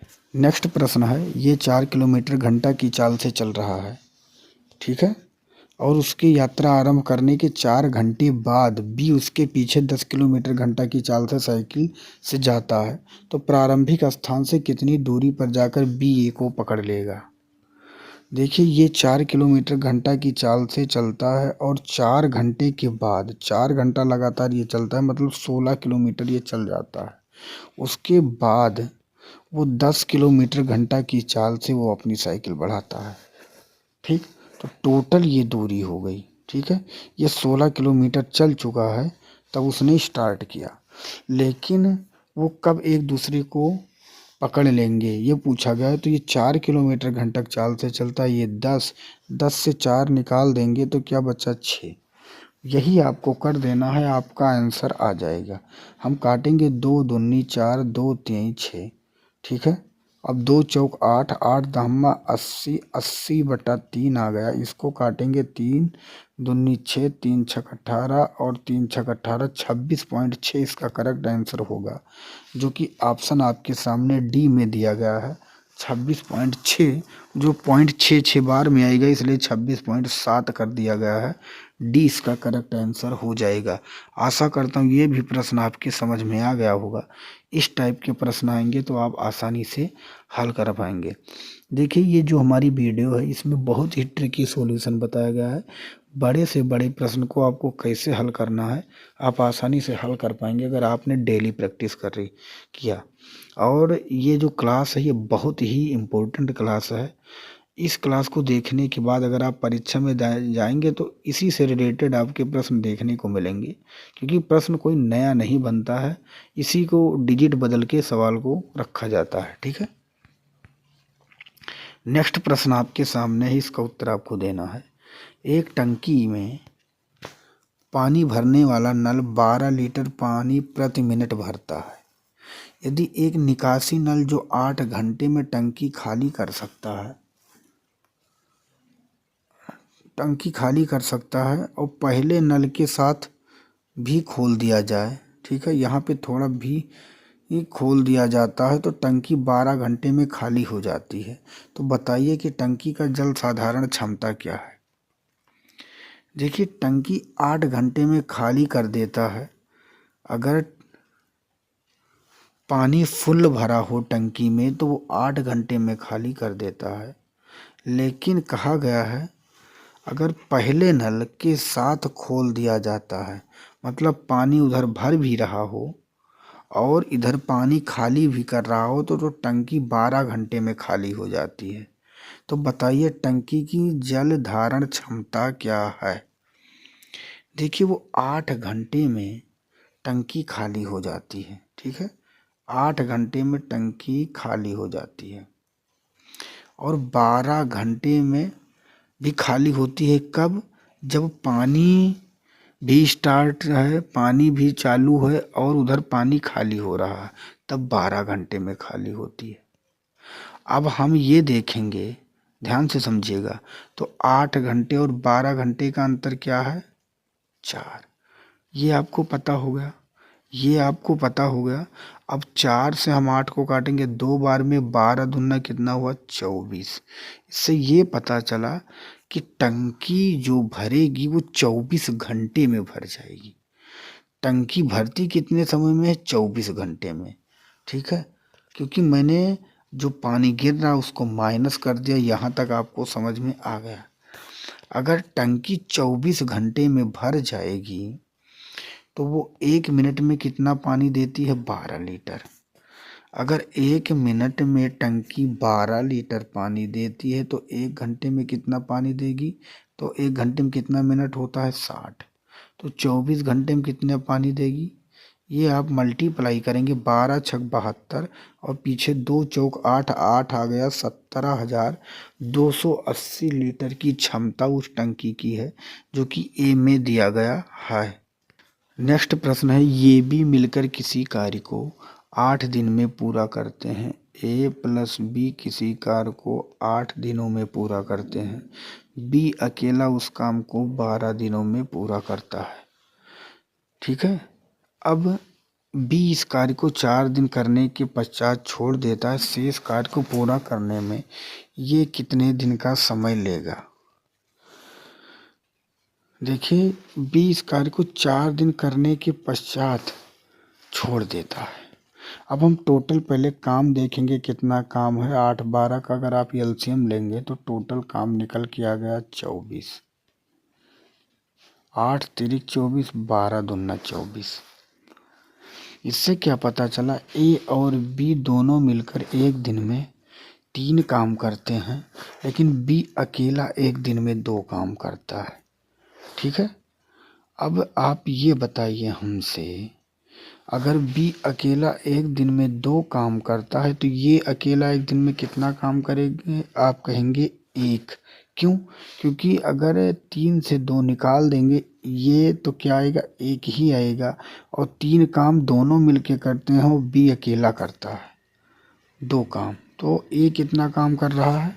1 काम एक दिन में। ये आपको पता चल गया कि बी इस कार्य को 4 दिन करने के पश्चात छोड़ देता है। अब बी एक दिन में 2 काम करता है, 4 दिन उसने काम किया तो 2 चौक 8 काम कंप्लीट कर चुका है। और 24 से अगर आप 8 निकाल देंगे तो बचा कितना? 16 काम बचा है जो ये करता है, और ये एक दिन में 1 काम ही करता है। तो अगर 16 काम को करने में उसे 16 दिन लगेंगे, जो कि ऑप्शन आपके सामने सी में दिया गया है। रवि प्रतिदिन 6 घंटे कार्य करके किसी कार्य को 14 दिन में समाप्त कर सकता है और राकेश 2 घंटे प्रतिदिन कार्य करके किसी कार्य को 8 दिन में समाप्त कर सकता है। यदि दोनों मिलकर 4 घंटे प्रतिदिन कार्य करें तो कार्य कितने दिनों में समाप्त हो जाएगा? हाय, बहुत इजी प्रश्न। 6 घंटे कार्य करना है, इसमें 14 दिन करता है लगातार, तो 14 छक 84 मल्टीप्लाई 2 घंटे कार्य करता है 8 दिन, तो 2 अट्ठे 16, 84 16 जोड़ेंगे कितना होगा 100। और अब टोटल काम एक दिन में कितने करेंगे? 4 घंटे। बस आंसर आपका आ चुका है। 4 चौक 16, 4 25 यहाँ 100, कितना मिला? 84/25 इसका करेक्ट आंसर जो आपको दिख रहा है कहाँ पे? ऑप्शन नंबर 3 में। 3 सही 9/25, क्योंकि 25 से 75 9 84 होता है, तो सी इसका करेक्ट आंसर हो जाएगा। 25 आदमी 5 घंटे प्रतिदिन काम करके किसी काम को 30 दिन में पूरा करते हैं, तो 15 आदमी 10 घंटे प्रतिदिन काम करके उसी काम को कितने दिन में पूरा करेंगे? बिल्कुल सिंपल है। 25 आदमी 5 घंटे काम करके 30 दिन में पूरा करते हैं, 15 आदमी 10 घंटे काम करके कितने दिन में करेंगे? 15 से काटेंगे 2 बार में कटेगा, 5 दूनी 10, 10 से 10 कट जाएगा, केवल यक्स का मान 25 आ गया। 25 दिन में पूरा करेंगे, जो कि सी में दिया गया है। राम और श्याम की आय का अनुपात 7:17 है तथा श्याम और सोहन की आय का अनुपात 7:17 है। यदि राम की आय 490 है तो सोहन की आय क्या होगी? देखिए, थोड़ा सा लॉजिक लगाइए तो प्रश्न का उत्तर आपको मिल जाएगा। राम की आय यहाँ 7 है और राम की आय यहाँ 490 है, तो 7 के बराबर अगर 490 है, हम पूछें एक का मान क्या होगा, तो आप जब 7 से 490 में भाग देंगे तो कितना प्राप्त होगा? 70। क्या प्राप्त हुआ? एक का मान 70 है, तो 17 का मान क्या होगा? 70 को 17 से गुणा करेंगे तो कितना हुआ? 17 सत्ते 119, 1190 रुपये। अब ये 17 किसका मान है? श्याम का। 1190 रुपये मिल चुका है श्याम को, और यहाँ श्याम का रेट कितना दिया गया है? 7। फिर ये 1190 किसके बराबर है? 7 के बराबर है। यहाँ एक का मान अगर आप निकालेंगे तो 7 एकम 7 और 7 सता 49, कितना प्राप्त हुआ? सॉरी दोस्त, 7 सता यहाँ 49 है, 170 हो गया। तो यहाँ पे अगर एक का मान 170 है तो 17 का मान क्या होगा? आप 170 गुणे 17 कर देंगे, करेक्ट आंसर आ जाएगा 2890। चेक कर लीजिए, 17 सत्ते 119, 17 0 17 सत्ते 119 के 9 और 17 कम 17, 18 और 10 28, कितना हुआ? 2890 इसका करेक्ट आंसर जो कि बी में दिया गया। तो दिमाग लगाएंगे, हर प्रश्न को कल कर पाएंगे जी, और कलम उठाने की भी ज़रूरत नहीं पड़ेगी आपको। नेक्स्ट है, ए बी का मान 5:7 है, बी सी का मान 6:7 है अनुपात में, तो ए अनुपात बी अनुपात सी का मान क्या होगा? अब देखिए, यहाँ पे हम इसको अगर हल करेंगे तो ए बी 5:7 है, फिर बी सी तो कितने? 6:7 है। हम इसको गुणा करेंगे, 5 छक यहाँ हुआ 30, और फिर इस तरह होगा 7 छक 42 और फिर 7 सता 49, उल्टा 1 की तरह आपको मल्टीप्लाई कर देना, तो 30 42 49 कहाँ दिया गया? ये में ए बी सी का मान आ चुका है, ये इसका करेक्ट आंसर हो जाएगा। नेक्स्ट प्रश्न है, यदि किसी वस्तु को 44 में बेचने पर 20% की हानि होती है तो 10% लाभ कमाने के लिए उसे कितने में बेचना चाहिए? देखिए, 44 पे बेचने पे 20% की हानि होती है, इसका मतलब क्या है? हर चीज़ अपने आप में 100 होता है और 20 की हानि हो गई, तो 80 में आपने बेचा ठीक है। और लेकिन यहाँ कितना रुपया लिखा गया है 44। कितना आपको लाभ कमाना है 10%, तो मैंने बताया 100 होता है तो उसमें क्या लिख देंगे आप 110। यही आपको काट देना है, आपका आंसर आपके सामने होगा। तो 0 से 0 काट देंगे, ठीक है। और डायरेक्ट आप इससे मल्टीप्लाई भी कर सकते हैं, या 4, या सीधा का सीधा बराबर का तिरछा क्या होता गुणा 44 गुणे 11/8। इसको काटेंगे 4 दूनी 8, 4 एकम 4 एकम 11 गिरे हैं 121/2। ये कितना होता है 60.5। इसका करेक्ट आंसर जो कि डी में दिया गया है।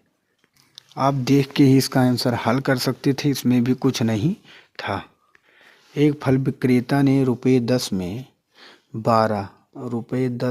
12 केले खरीदे और रुपये 5 में 8 केले बेच दिए, तो उसका लाभ आपको बताना है।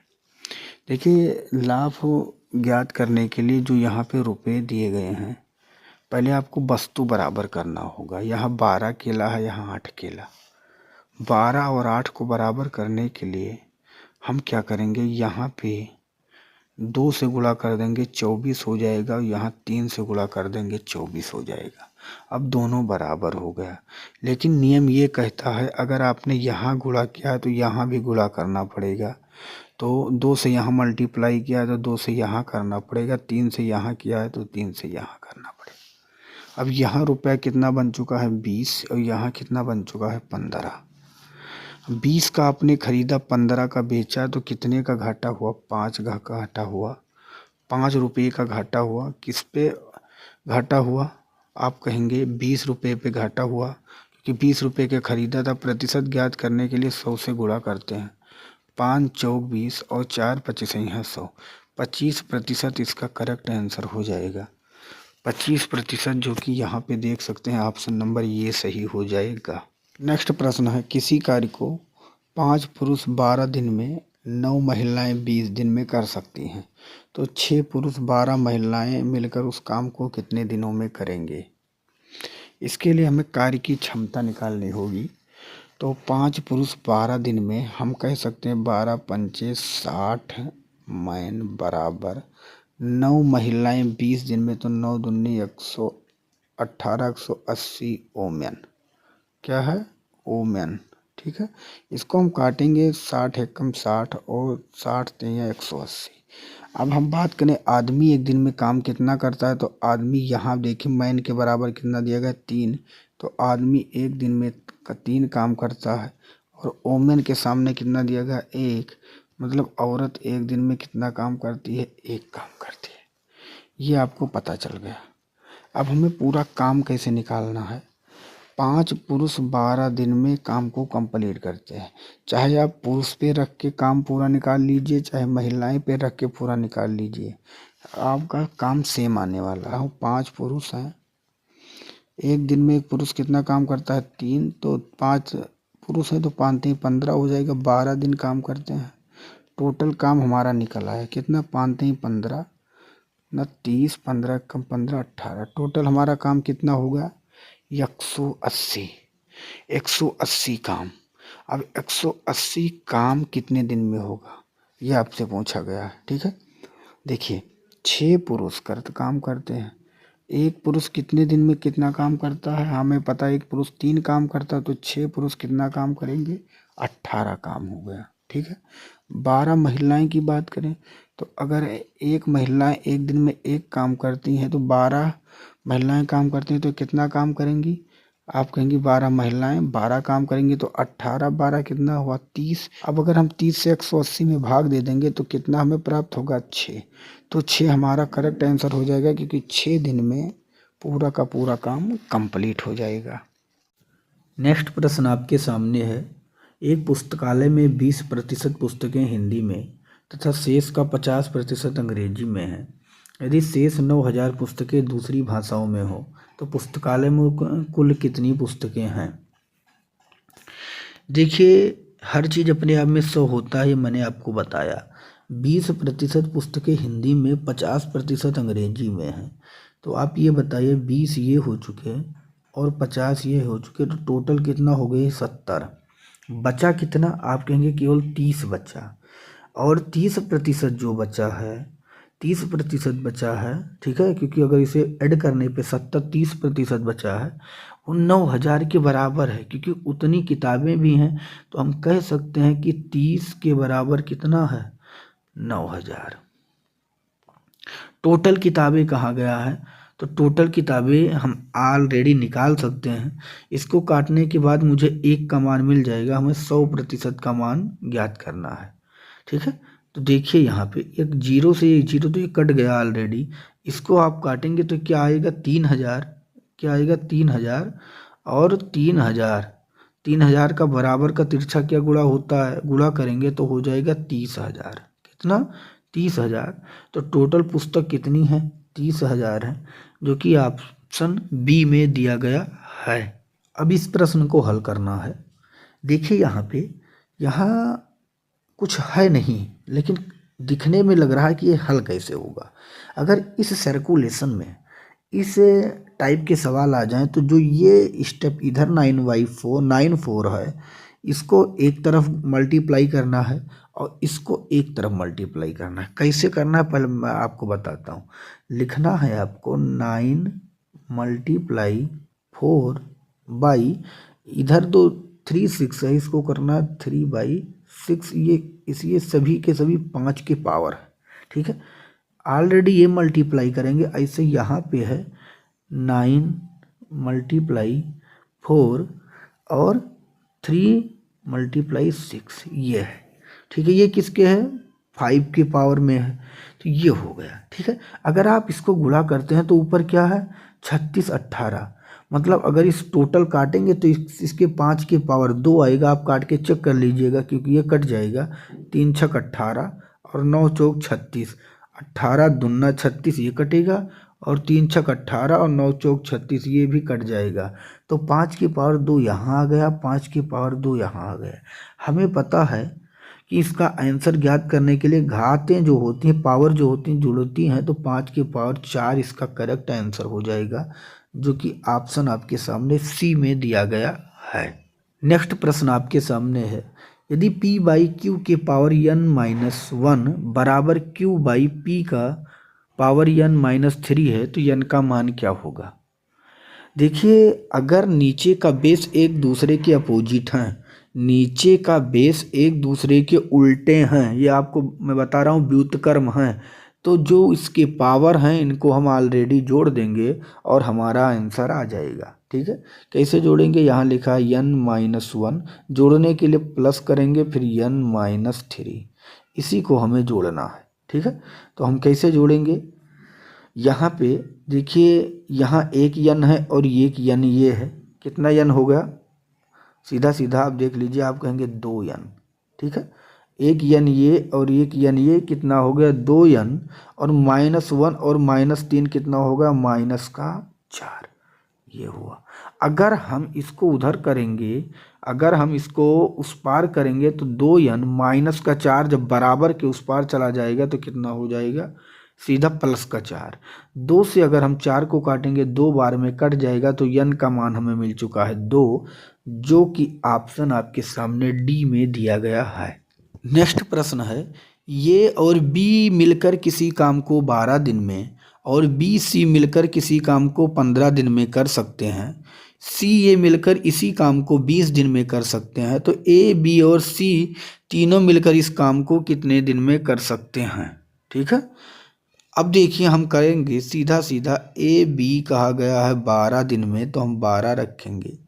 बी सी कहा गया है, बी सी 15 दिन, तो हम 15 दिन रखेंगे। और सी ए जो कहा गया है, सी ए वो 20 दिन, तो हम 20 दिन रख देंगे, ठीक है।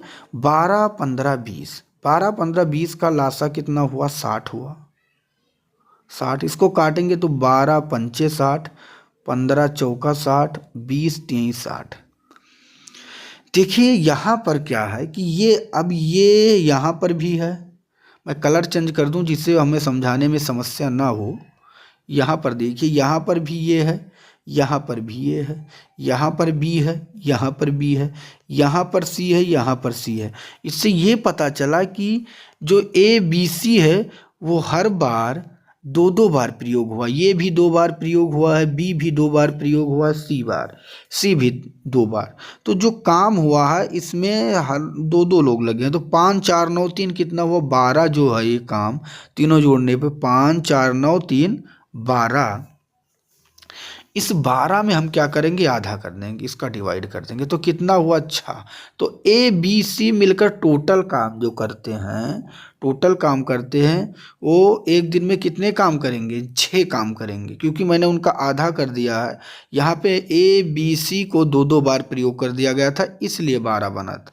अब टोटल काम ए बी सी मिलकर 6 काम करते हैं एक दिन में, काम कितना है 60। तो 6 से जब 60 में भाग देंगे तो 6 दामा 60 हो जाएगा, जो कि ऑप्शन बी में दिया गया है।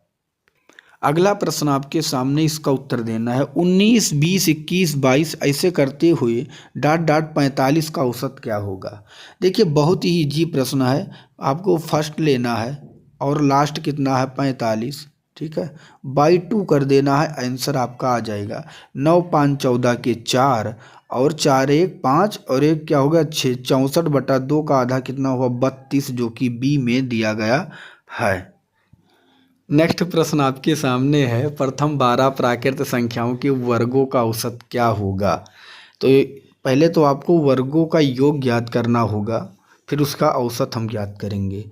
तो वर्गों का योग ज्ञात करने का फार्मूला जो होता है वो होता है n+1 2n+1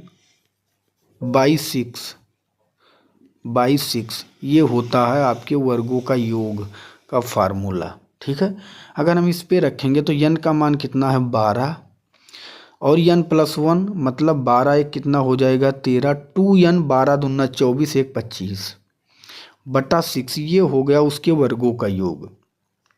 औसत ज्ञात करने के लिए हमें पता है कितनी संख्याएं 12, तो हमें 12 से भाग दे देंगे सीधा का सीधा और हमारा आंसर आ जाएगा। तो देखिए ये 12 से 12 कट गया। अब यहाँ हम करेंगे 13 पचे 65 के कितना हुआ 5 हासिल 6, 13 दूना 26 और 26 6 कितना हुआ 32 बटे यहाँ पे कितना आ गया 6, इसको हम काटेंगे 6 पंचे 30, यहाँ पे कट गया और 6 चौके 24, 6 कम 6 4 यहाँ हुआ है और 6 36, लगभग 54.17 के तकरीबन आएगा, जो कि ऑप्शन आपके सामने बी में दिया गया है। बी में दिया गया है क्योंकि आप काट के चेक कर सकते हैं इसका आंसर जब 54.1666 बार बार आएगा तो 6 को यहाँ पे 7 कर दिया गया है। नेक्स्ट प्रश्न आपके सामने है, इसका उत्तर आपको देना है कि क्या होगा। यहाँ पे देखिए ये सवाल है, कुछ लोग के दिमाग में आ रहा होगा कि इसे हम तुरंत हल कर देंगे, बिल्कुल आप हल कर देंगे, लेकिन ये जो रूट 3 में दिया गया है इसका जो फंडा होगा ये इन्फिनाइट तक पहले नहीं गया है, ठीक है, इन्फिनाइट तक नहीं गया है। और इसको हल करने के लिए एक पहले फार्मूला है उसको आपको याद कर लेना है। वो फार्मूला क्या है 2 के पावर n-1 और 2 के पावर n, यही फार्मूला आपको रख देना है। n का मतलब होता है ये कितनी बार यहाँ पे नंबर दिया गया, 1 बार 2 बार 3 बार 4 बार 5 बार, ठीक है। तो हम क्या रखेंगे 2 के पावर 5 रखेंगे, -1 रखेंगे, नीचे 2 के पावर 5 रखेंगे। तो यहाँ पे 2 दूनी 4 दूनी 8 दूनी 16 दूना 32 और 32 से 1 निकालेंगे कितना बचेगा 31 और यहाँ क्या बच जाएगा 32, यहाँ क्या बच जाएगा नीचे क्या हो जाएगा 32। तो ये इसका करेक्ट आंसर हो जाएगा 2 के पावर 31/32, सॉरी दोस्त 2 नहीं लिखा था यहाँ पे 3 लिखा था, 3 के पावर 31/32 इसका करेक्ट आंसर हो जाएगा। देखिए इस प्रश्न को आप इस माध्यम से हल करेंगे तभी इसको हल कर पाएंगे, अदरवाइज नहीं हल कर पाएंगे, ठीक है। यहाँ पे आपको देखना है क्या है कितनी बार पावर दिया गया है, आप आसानी से हल कर लेंगे। नेक्स्ट प्रश्न आपके सामने है, यदि 1.5 x बराबर 0.04 y हो तो y - x बटा y + x का मान क्या होगा। अब देखिए यहाँ पे 1.5x है बराबर 0.04y है। यहाँ क्या पता चला, पॉइंट के बाद दो संख्या है, यहाँ पॉइंट के बाद एक संख्या है। बराबर करने के लिए हमें यहाँ एक जीरो बढ़ा लेंगे तो यहाँ भी पॉइंट के बाद दो संख्या हुआ, यहाँ पॉइंट के बाद भी दो संख्या हुआ। अब पॉइंट का मतलब ख़त्म हो चुका है। ठीक है, एक पॉइंट और आपको याद रखना है, x के सामने क्या है 4 तो 4 होगा, y के सामने क्या है, y के सामने 150 है तो 150 होगा, ये भी आपको पता होना चाहिए। तो यहाँ पूछा गया y माइनस एक्स, तो y का मतलब कितना है 150 हम रखेंगे, 150 माइनस x कितना है, x कितना है 4 तो हम 4 रखेंगे। फिर कहा गया y प्लस एक्स, तो y कितना है 150 है और x कितना है, x आपका जो है वो 4 है। अगर आप इसको घटाएंगे तो 10 से 4 जाएगा, यहाँ बचेगा 6। ठीक है, और 4 146 बटे 154, 146 बटे 154।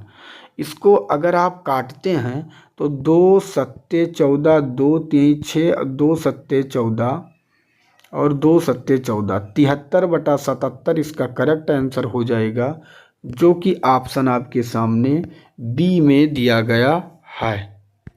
नेक्स्ट प्रश्न आपके सामने, दो संख्याओं का योग 216 है तथा उसका मासा 27 है, तो ऐसी संख्याओं के कितने जोड़े होंगे। इसका जो सबसे आसान तरीका है मैं आपको बताऊं तो 216 है इसका योग, मासा 27 से आपको भाग देना है। अगर आप इसको भाग देते हैं तो कितना आएगा 8, कितना आया 8 आया। अब 8 हम कितने तरीके से लिख सकते हैं, 1 + 7, ठीक है, 2 + 6, 3 + 5 और 4 + 4। इसके आगे लिखेंगे तो फिर 5 + 3 रिपीट होने लगेगा, लेकिन जो सेम की सेम संख्या है उनको हटा सकते हैं। तो 1 2 3, इसके कितने जोड़े होंगे, 3 जोड़े होंगे, जो कि सी में दिया गया है। आशा करता हूँ ये भी प्रश्न समझ में आ गया होगा। अगला प्रश्न है, एक चिड़ियाघर में चूहे एवं कबूतर हैं। यदि कुल 90 सिर हैं तथा 224 पैर हैं तो कबूतरों की कुल संख्या क्या होगी। देखिए, आपको पता होगा चूहे के कितने पैर होते हैं, तो 4 पैर होते हैं। कबूतर के कितने पैर होते हैं, तो 2 पैर होते हैं। अगर ऐसा प्रश्न आपसे पूछ लिया जाए तो इसका मैं सबसे इजी तरीका आपको बताता हूँ।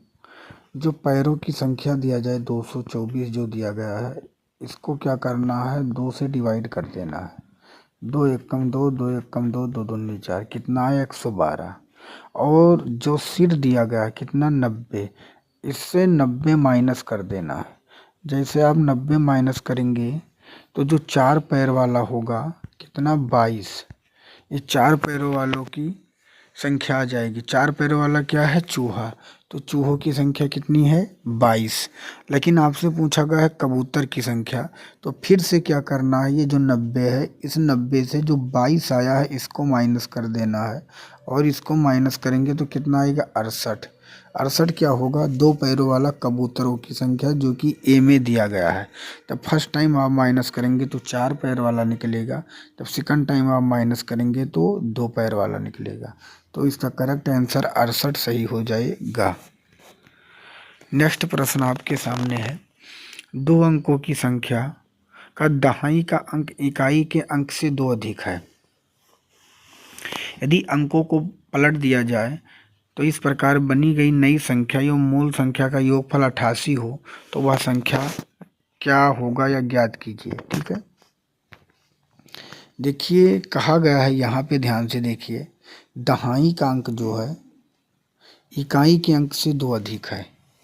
इकाई के अंक से 2, देखिए इकाई का अंक क्या है, यहाँ 2, 2 से 5 कितना अधिक है 3, तो ये गलत हो जाएगा। यहाँ देखिए कितना अधिक है, इकाई के अंक से 2 अधिक है, क्योंकि 3 के बाद दहाई का अंक क्या है 5, ये अधिक है, और ये भी कम है, ये कम है। तो इसका करेक्ट आंसर क्या हो जाएगा, ऑप्शन नंबर बी। लेकिन इसको हम क्लियर करने के लिए कहा गया, इसको जो हम पलट देते हैं तो इसका योग क्या बन जाता है, 88 बन जाता है।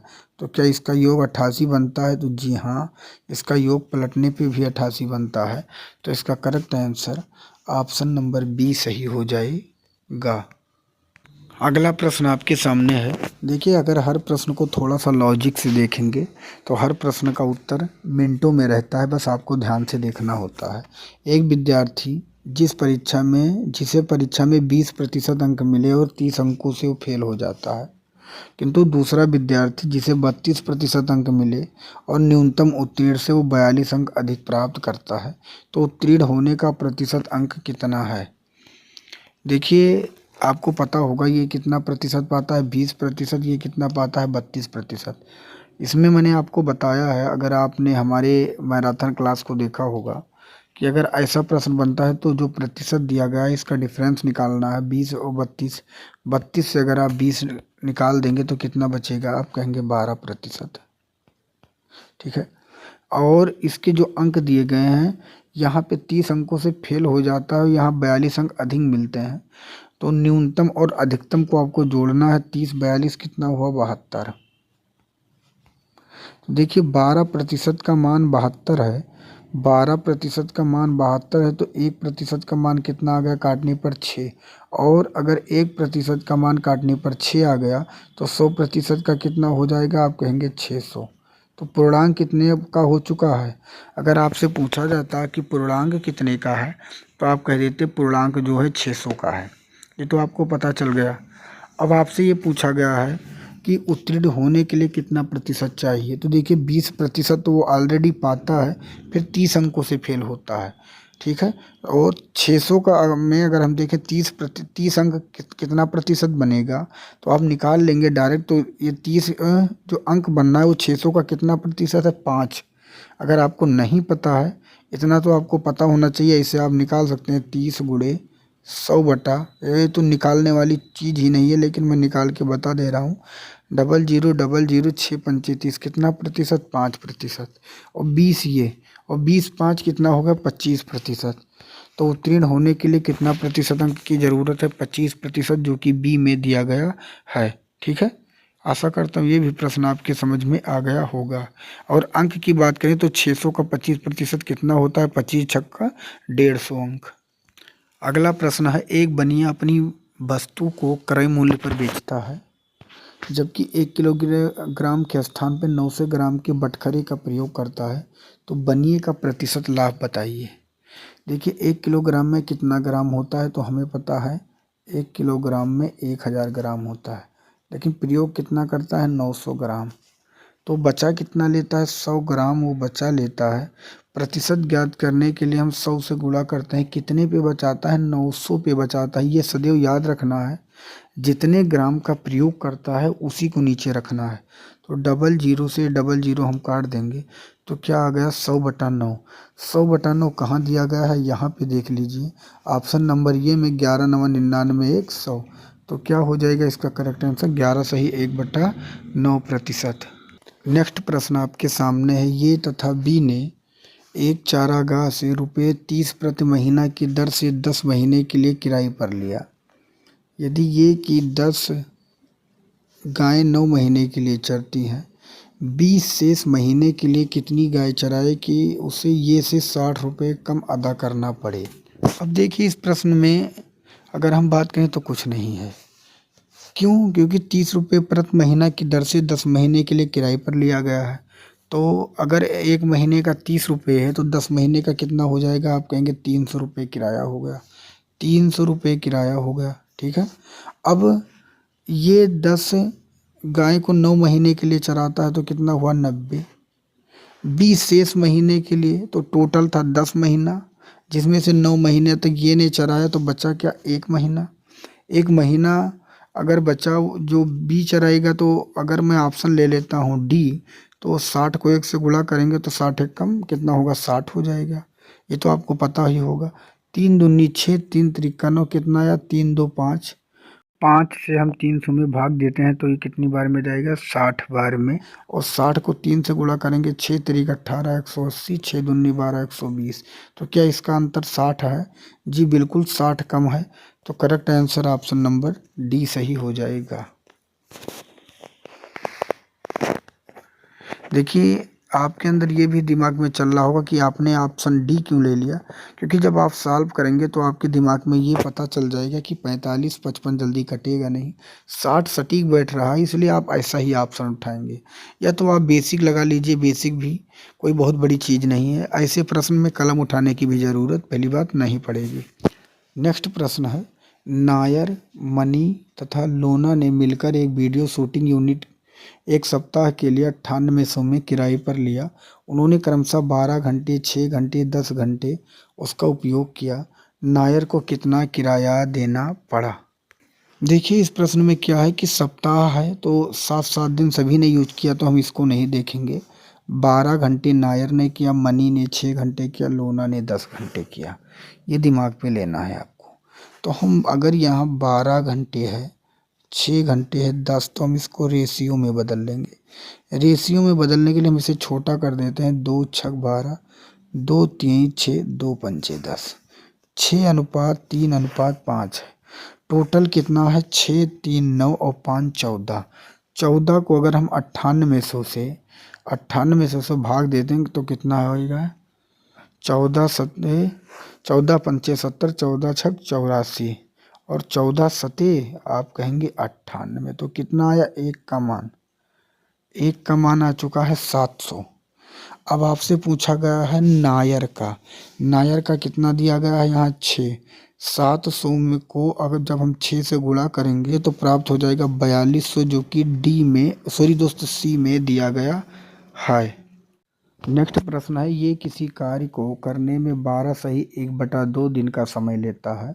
बी उसी कार्य को करने में 10 दिन का समय लेता है। दोनों मिलकर 2.5 दिन तक इस कार्य को करते हैं। 2.5 दिन मतलब 2 सही 1/2 दिन तक इस कार्य को करते हैं। इसके पश्चात ये कार्य छोड़कर चला जाता है, तो ज्ञात कीजिए शेष कार्य को बी कितने दिनों में समाप्त कर देगा। देखिए कुछ नहीं है, ये कहा गया है 12 सही 1/2 मतलब 25/2 हो गया। कितना हो गया? इतना तो आपको पता होना चाहिए कि 12 सही 1/2 क्या होता है? 25/2। तो ये ए कितना काम करता है? 25/2। बी कितना करता है? 10। इनका हम लासा लेंगे तो कितना होगा? 50। ठीक है, कितना होगा? 50। इसको काटेंगे तो 25 दूना 50, 2 दूनी 4। कैसे किया है मैंने? 25 दूना और फिर 2 दूनी 4, ये आपको पता होना चाहिए।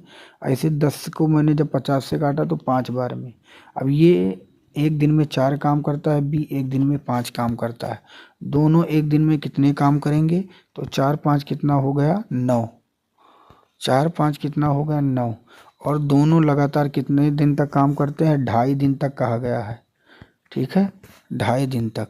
तो अगर एक दिन में दोनों 9 काम करते हैं तो हम 2.5 से गुणा कर देंगे इसको। ठीक है, तो कितना आएगा? 25। नवैया कितना होता है? आप कहेंगे 225। कितना? 225। 225 मतलब 22.5। 22.5 क्योंकि यहाँ पॉइंट लगा है। 22.5 कंप्लीट हो चुका है। कितने में से? 50 में से। तो 50 में से आप 22.5 निकाल दीजिएगा। तो जब आप 50 से आप 22.5 निकालेंगे तो बचेगा कितना? आप घटाइएगा तो आपका बच जाएगा 27.5। अब 27.5 कौन काम करता है? केवल बी करता है। बी कितने दिनों में समाप्त करेगा? तो बी कहाँ है? यहाँ पे 5 काम करता है एक दिन में। तो 27.5/5 आप रख दीजिएगा, यही आपका आंसर हो जाएगा। ठीक है, अब देखिए इसको हम काटने के लिए यहाँ पॉइंट के बाद एक संख्या है तो यहाँ हम एक जीरो बढ़ा देंगे। अब 275/50 हो गया है। इसको काट दीजिए 25, नीचे मैं करता हूँ 25 दूना 50, 25 एकम 25 और 25 एकम 25, जो 11/2 इसका करेक्ट आंसर हो जाएगा, जो कि ऑप्शन डी में दिया गया है। नेक्स्ट प्रश्न आपके सामने है, किसी बाथ टब को पाइप ए से 4 मिनट में भरा जा सकता है और बी 5 मिनट में खाली किया जा सकता है। दोनों पाइपों को एक साथ चालू कर दिया जाए तो बाथ टब कितनी देर में भर जाएगा? ठीक है, देखिए ये क्या करता है? 4 मिनट में भरता है। बी क्या है? 5 मिनट में खाली करता है। हम लासा लेंगे, कितना होगा? 20। 4 पंचे 20, 5 चौक 20, मतलब ये 5 ये क्या है, 5 तो भरता है, बी क्या है, उसी समय में 4 खाली कर देता है। अब बात को समझिएगा, अगर 5 भरता है 4 खाली कर देता है, फिर भी तो अगर माइनस करेंगे 1 भर देता है, 1 भर देता है। भरना कितना है लीटर है, बीच में 20 लीटर दिया गया है, और 1 से अगर हम डिवाइड करेंगे तो 20 मिनट में टोटल भर देगा, जो कि ऑप्शन सी में दिया गया है। नेक्स्ट प्रश्न है, कोई रेलगाड़ी एक खंभे को 15 सेकंड में और 100 मीटर लंबे एक प्लेटफार्म को 25 सेकंड में पार करती है, तो रेलगाड़ी की लंबाई बताओ। देखिए, खंभे को 15 सेकंड में पार करती है। खंभा और मनुष्य को कभी अगर रेलगाड़ी पार करती है तो खंभे और मनुष्य की दूरी नहीं मापी जाती है, केवल वो खुद की दूरी पार करती है। रेलगाड़ी अपनी खुद की लंबाई पार करती है, तो 15 सेकंड में वो खुद की लंबाई पार करती है। फिर कहा गया 100 मीटर लंबे प्लेटफार्म को 25 सेकंड में पार करती है। देखिए, इससे क्या पता चला कि 15 सेकंड तो वो खुद की दूरी पार की, और जो अगर 10 सेकंड और बचा इसमें 25 में, तो वो 10 सेकंड को, तो ये 100 मीटर लंबे प्लेटफार्म को पार की। ठीक है, तो 100 मीटर अगर है वो 10 सेकंड में उसने पार किया, तो वो 1 सेकंड में वो कितनी दूरी चलती है, आप कहेंगे 1 सेकंड में वो 10 मीटर की दूरी चलती है। आपसे रेलगाड़ी की लंबाई पूछी गई है, तो मैंने आपसे क्या कहा है, खंभे की लंबाई नहीं होती है, रेलगाड़ी की लंबाई होती है। कितना सेकंड में पार करती है, 15 सेकंड में, तो 10 गुणे 15 कर देंगे, 150 मीटर रेलगाड़ी की लंबाई हो जाएगी, जो कि ऑप्शन आपके सामने बी में दिया गया है।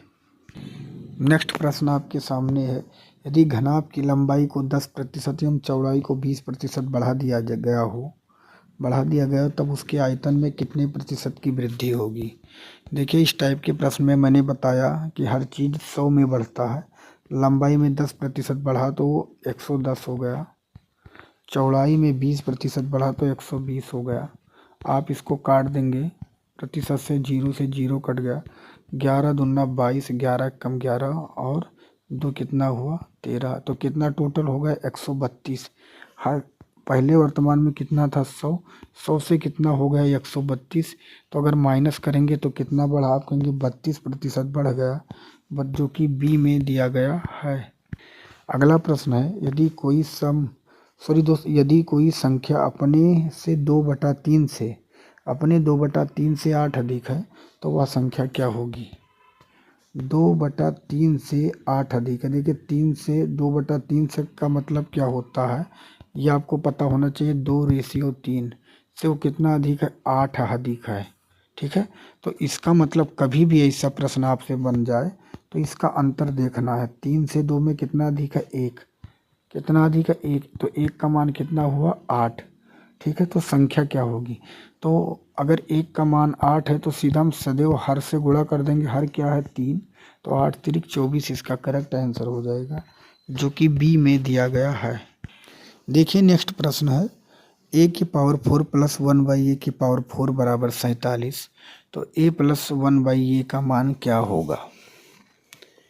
देखिए, इस प्रश्न को समझाने से पहले मैं अगर आपसे पूछूं a प्लस 1/a बराबर 4 है, तो ये स्क्वायर 1/ये स्क्वायर का मान बताओ।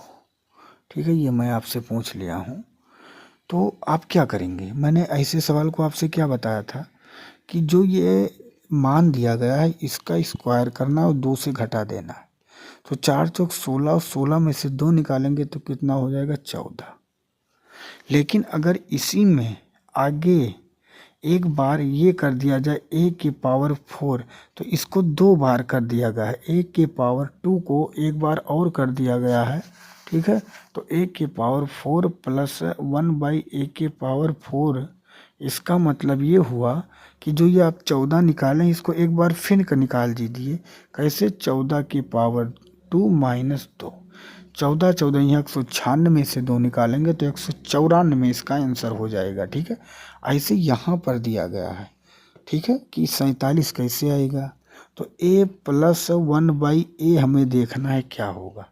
अगर मैं ऑप्शन ये लेता हूँ तो पहले मैं 3 का स्क्वायर करूँगा, -2 कितना हुआ, 3 3 का 9 में से 2 निकालेंगे 7 बचा, फिर 7 का मैं स्क्वायर करूँगा -2, तो 7 7 49 में से 2 निकालेंगे, कितना बचा 47, जो कि आ रहा है 47। तो ऑप्शन ये इसका करेक्ट आंसर हो जाएगा।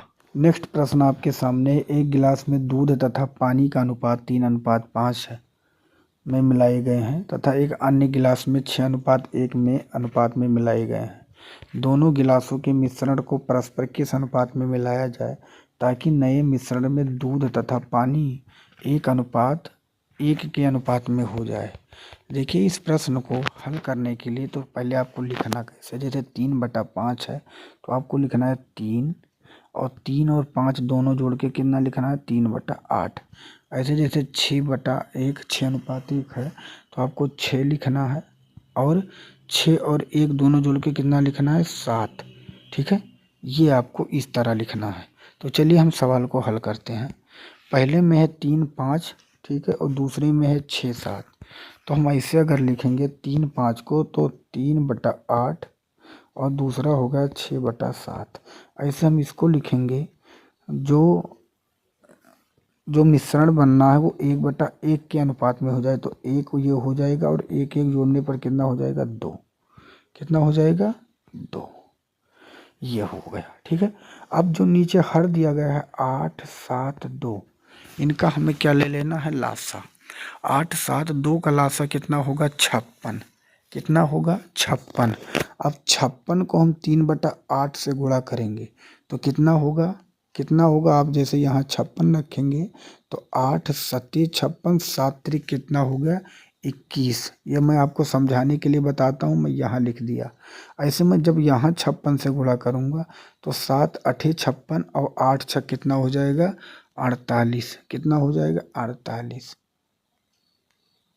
ऐसे जब 1/2 में जब हम 56 से गुणा करेंगे तो कितना मिल जाएगा 28। अब इसको घटा दीजिए, 48 से 28 घटाएंगे 20 बचेगा, और 28 से 21 घटाएंगे 7 बचेगा। 20:7 इसका करेक्ट आंसर हो जाएगा, जो कि ऑप्शन ए में दिया गया है। जितने तरीके से मैं बता रहा हूँ हर प्रश्न को कैसे आपको और सेकंडों में हल करना है, अगर आप पूरी वीडियो देख ले रहे हैं तो आपको हर टाइप के प्रश्न लगभग देखने को मिल जाएगा। अगला प्रश्न और सबसे ज़्यादा परीक्षा में पूछे जाने वाला प्रश्न है। दो समान आयतन के बर्तनों में जल और दूध के मिश्रण में क्रमशः 3:4 और 5:3 के अनुपात में है। अब इन दोनों मिश्रण को एक तीसरे बर्तन में मिला दिया जाए या मिला दिया गया हो तो तीसरे बर्तन में जल और दूध का अनुपात क्या होगा। ठीक है, देखिए पहला क्या है, पहला है 3 4, तो हम लिख देंगे यहाँ 3:4 में है। दूसरा है 5 3, तो दूसरा है 5:3 में है। ठीक है, इन दोनों को ऐड करेंगे तो 3 4 कितना होता है, 3 4 होता है 7, और 5 3 कितना होता है 8।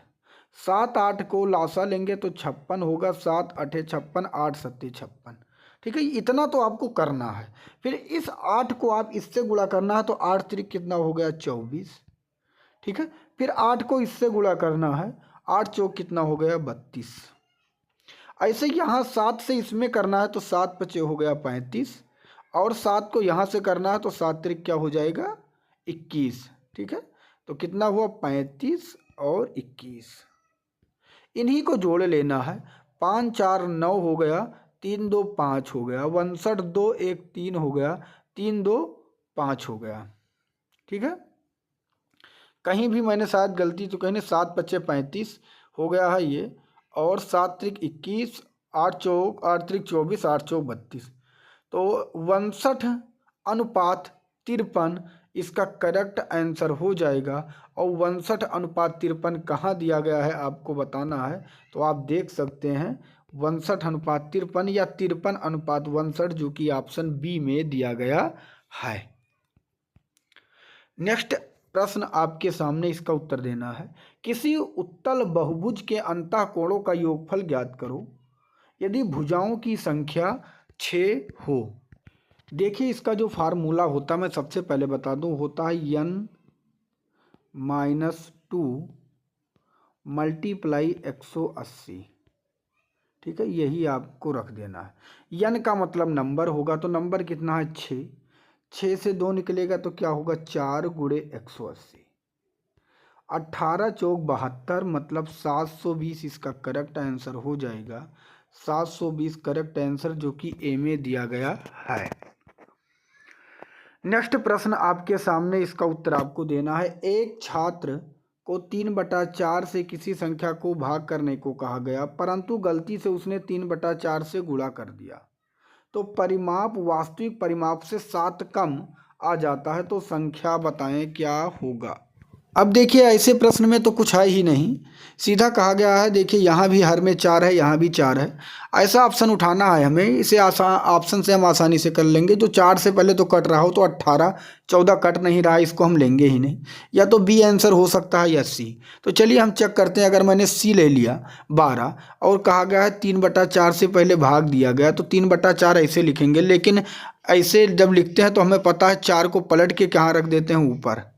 तो 3 चौक कितना हुआ 12 और 4 चौक कितना आ गया 16। लेकिन गलती से उसने क्या कर दिया, इस 12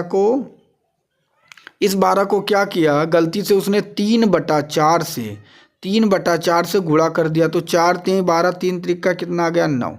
ठीक है, आना चाहिए उत्तर 16, लेकिन आ गया 9। तो कितना कम आया ये आपसे पूछा गया है। 7 कम आया। तो देखिए यहाँ 7 कम भी कहा गया है, 7 कम भी कहा गया है, तो इसका correct answer option number C सही हो जाएगा। ऐसे प्रश्न आप ऑप्शन से कर लेंगे, बिल्कुल ही आसान है, इसमें कुछ है ही नहीं।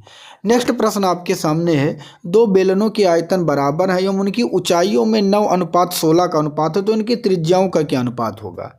देखिए अगर बेलनों का आयतन बराबर हो और उनका ऊंचाई का अगर अनुपात दे दिया गया हो, तो त्रिज्या आप ऑलरेडी निकाल लीजिएगा। जो ये 9:16 है, इनका सीधा सीधा वर्गमूल। 9 का क्या होगा 3 और 16 का क्या होगा 4, 3:4 इसका करेक्ट आंसर होगा, जो कि सी में दिया गया है। नेक्स्ट प्रश्न आपके सामने है। किसी धन का 5% वार्षिक दर से 2 वर्ष में साधारण ब्याज और चक्रवृद्धि ब्याज से 1 रुपये कम है, तो धन क्या होगा। देखिए साधारण ब्याज और चक्रवृद्धि ब्याज का तो 2 वर्ष का फार्मूला है, मैंने आपको बताया था। क्या बताया था, अगर नहीं पता है तो अभी के अभी समझिए। किसी धन का 5% वार्षिक दर से 2 वर्ष में साधारण ब्याज उसके चक्रवृद्धि ब्याज से 1 कम है, तो धन क्या होगा। देखिए कुछ नहीं करना है, यक्स गुणे, ठीक है, आपको रखना है r²/100। जो डिफरेंस आया है उसको रख देना है, बस आपका आंसर आ जाएगा। ठीक है, अब हम यही करते हैं, क्योंकि हमारे पास ज़्यादा स्पेस नहीं है, तो हम रखेंगे यक्स गुणे r कितना है 5, स्क्वायर मतलब 5 को 2 बार बटा 100। ठीक है, प्रतिशत है तो अगर मैंने 2 बार रखा तो यहाँ भी 2 बार 100 करूँगा। इसका अंतर कितना दिया गया 1। तो 50 कितना हुआ 25, 25 चौका 100, 100 चौका कितना हुआ 400। यक्स का मान आ चुका है 400। काटना आना चाहिए, मैं इतना तो डीपली काट के बताऊंगा नहीं। 400 इसका करेक्ट आंसर हो जाएगा। नेक्स्ट प्रश्न और सबसे इजी प्रश्न, रुपये 570 किस दर से 5 वर्षों में 760 हो जाएगा। देखिए 570 से कितना हुआ 760 हुआ। अगर हम इसका डिफरेंस देखेंगे 760 और 570 का, तो कितना आएगा 190। 190 रुपये जो ब्याज हमें मिला 5 साल में मिला, और मैं पूछूं 1 साल में कितना नहीं मिला, तो आप काट देंगे 5 3 15। ठीक है, 4 यहाँ 5/40, तो 1 साल में हमें कितना ब्याज मिला 38। हमसे प्रतिशत पूछा गया है कि कितना दर लगा है, तो 38 गुणे हम 100 लिखेंगे, और किस पे लगा है 570 रुपये पे। इसको हम काट देंगे, आंसर हमारा हमारे सामने होगा। 0 से 0 काट देंगे, 38 को हम इससे करेंगे तो 380/57 होगा।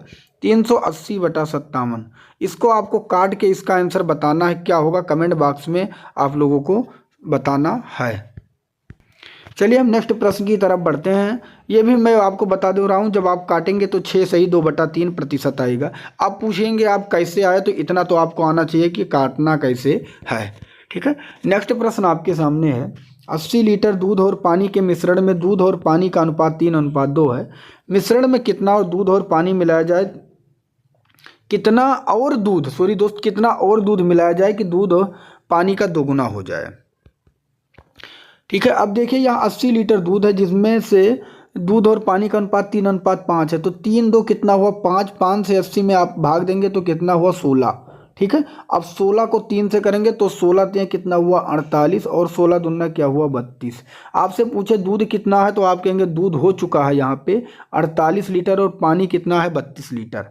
सवाल में कहा गया मिश्रण में कितना और दूध मिलाया जाए कि दूध और पानी का दोगुना हो जाए, पानी का दोगुना।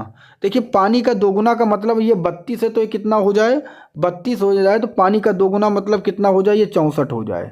या तो आप समझ में आए। अब 64 करने के लिए हमें कितना पानी मिलाना होगा, अब 48 और 64, 64 से हम 48 को घटा देंगे, 14 में से 8 निकालेंगे 6, ठीक है। यहाँ बचा 5 में से 4 निकालेंगे, 16 लीटर पानी हम मिला देंगे, सॉरी 16 लीटर दूध कहा गया, दूध हम मिला देंगे क्योंकि दूध वाला मिक्सचर है, मिला देंगे और हमारा करेक्ट आंसर आ जाएगा। तो इसका करेक्ट आंसर आपके सामने है ऑप्शन नंबर ये।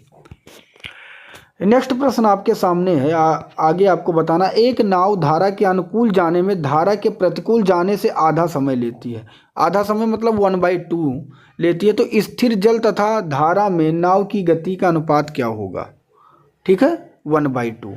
अब स्थिर जल तथा धारा में नाव की गति का अनुपात क्या होगा, कुछ नहीं करना है, आपको पहले दोनों जोड़ना है, 2 1 कितना हुआ 3 और 2 में से 1 घटाना कितना हुआ 1, तो इसका करेक्ट आंसर 3:1 हो जाएगा, जो कि ऑप्शन आपके सामने बी में दिया गया है। ऐसे प्रश्न में कुछ रखा नहीं है कि मैं आपको बिल्कुल डीपली बताऊं। नेक्स्ट प्रश्न आपके सामने, इसका उत्तर आपको देना है। एक ट्रेन 210 मीटर व 122 मीटर लंबे 2 पुलों को पार करने में क्रमशः 25 सेकंड व 70 सेकंड का समय लेती है, तो ट्रेन की लंबाई व चाल ज्ञात कीजिए। अब देखिए इस प्रश्न को बिल्कुल आसानी से आप कर पाएंगे। यहाँ 210 मीटर है, यहाँ 122 मीटर है, इन दोनों का डिफरेंस आप देखिए। डिफरेंस करेंगे तो 10 से 2 निकालेंगे, यहाँ बचेगा 8, यहाँ बचा 9, 9 से 2 निकालेंगे 10 से 2 निकालेंगे, यहाँ बचा 8, यहाँ सॉरी दोस्त 10 हुआ, फिर 10 से 2 निकालेंगे, यहाँ बचा 8। ऐसे 25 और 17 का अंतर निकालेंगे तो कितना आया 8। तो इसको हम काटेंगे तो कितना आ गया 11 मीटर सेकेंड, 11 मीटर सेकेंड इसकी चाल है। ये तो आपको पता चल गया। अगर 11 मीटर सेकेंड इसकी चाल है, ये क्लियर हो गया, तो ये 25 सेकेंड में 210 मीटर लंबे पुल को क्रॉस करती है और 1 सेकेंड में कितना जाती है 11। तो अगर हम देखेंगे 11 गुणे 25, इसको हम निकालेंगे तो कितना प्राप्त हो गया 11 पचे 55 और 11 दूना 22 और 5 27, 275 मीटर वो चलती है, लेकिन चली कितनी है 210। तो 210 से हम 275 को, ये जो 275 से हम 210 को माइनस कर देंगे तो कितना हो जाएगा 65 मीटर। तो ट्रेन की चाल मतलब अगर बात करें तो 11 मीटर सेकेंड हो जाएगा, ट्रेन की लंबाई की बात करें तो 65 मीटर हो जाएगा, जो कि ऑप्शन आपके सामने ए में दिया गया। बहुत ही इजी प्रश्न था, इसमें कुछ बताने वाली चीज़ नहीं थी। अगला प्रश्न आपके सामने, इसका उत्तर देना है। एक व्यक्ति अपने घर से दफ्तर तक निश्चित दूरी को स्कूटर से तय करता है। यदि वह 60 किलोमीटर घंटा की औसत चाल से चले तो वह 20 मिनट के देर से पहुंचता है, और यदि वह 80 किलोमीटर घंटा की चाल से चले तो वह 10 मिनट जल्दी दफ्तर पहुंच जाता है। तो उसके घर से दफ्तर तक की दूरी ज्ञात कीजिए, ये आपसे पूछा गया है। तो पहले जो 20 मिनट देर से पहुँचता है और 10 मिनट जल्दी, ये देखिए 20 मिनट देर और 10 मिनट जल्दी को हम क्या करेंगे, इसको पहले घंटे में परिवर्तन करेंगे। तो इसके लिए हम यहाँ लिखा है 20 मिनट, ठीक है, देर और 10 मिनट जल्दी। तो पहले जल्दी 20 प्लस 10 हो जाएगा, और टोटल घंटे में कितने मिनट होते हैं 60। तो 20 और 10 कितना होगा 30/60। इसको अगर हम करें काटेंगे तो क्या आ जाएगा 1/2। यहाँ तक तो आपके समझ में आ गया, ठीक है। अब इसकी हमें दूरी कैसे ज्ञात करना है, तो दूरी सबसे आसान तरीका है क्या, 60 किलोमीटर घंटा, तो आप लिखेंगे 60 मल्टीप्लाई और फिर कितना है 80 किलोमीटर घंटा, ठीक है। तो हम 80 लिखेंगे, यहाँ तक समझ में आ गया। नीचे 60 और 80 का अंतर क्या है, आप कहेंगे 20, तो हम 20 लिख देंगे। ये जो 1/2 आया है, इसको हम मल्टीप्लाई में यहीं 1 क्या करेंगे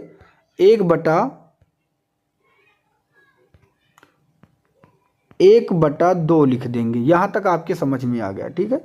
तो ये 20 दूना कितना हुआ 40, और 40 से मैं 80 को काटूंगा 2 बार में, 60 दूना कितना हो जाए 120 किलोमीटर, जो कि ऑप्शन ए में दिया गया है। नेक्स्ट प्रश्न आपके सामने है। 2 पाइप ये तथा बी एक हौज को क्रमशः 30 मिनट तथा 40 मिनट में भर सकते हैं।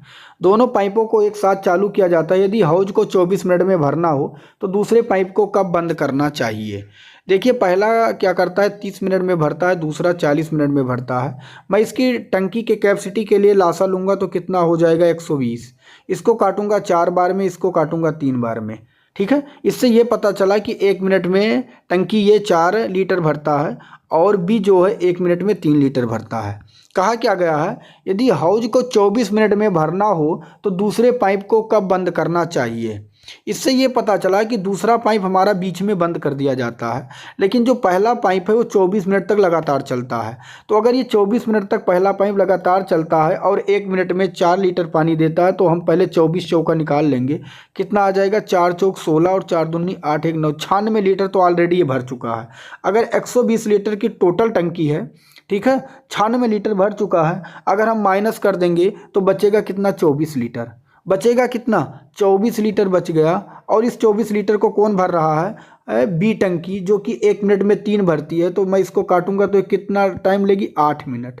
ठीक है, तो कहा गया दूसरे पाइप को कम बंद कर देना चाहिए, तो 8 मिनट के बाद बंद कर देना चाहिए, जो कि बी में दिया गया है। देखिए हर प्रश्न को थोड़ा सा दिमाग लगाएंगे तो हल कर पाएंगे। कोई भी कुछ भी प्रश्न बड़ा नहीं है, चाहे जितना बड़ा प्रश्न हो, थोड़ा सा दिमाग लगाएं और आसानी से उत्तर पाएं। नेक्स्ट प्रश्न है, एक नलका किसी टैंक को 1 घंटे में खाली कर सकता है, दूसरा नलका उसी टैंक को 30 मिनट में खाली कर सकता है।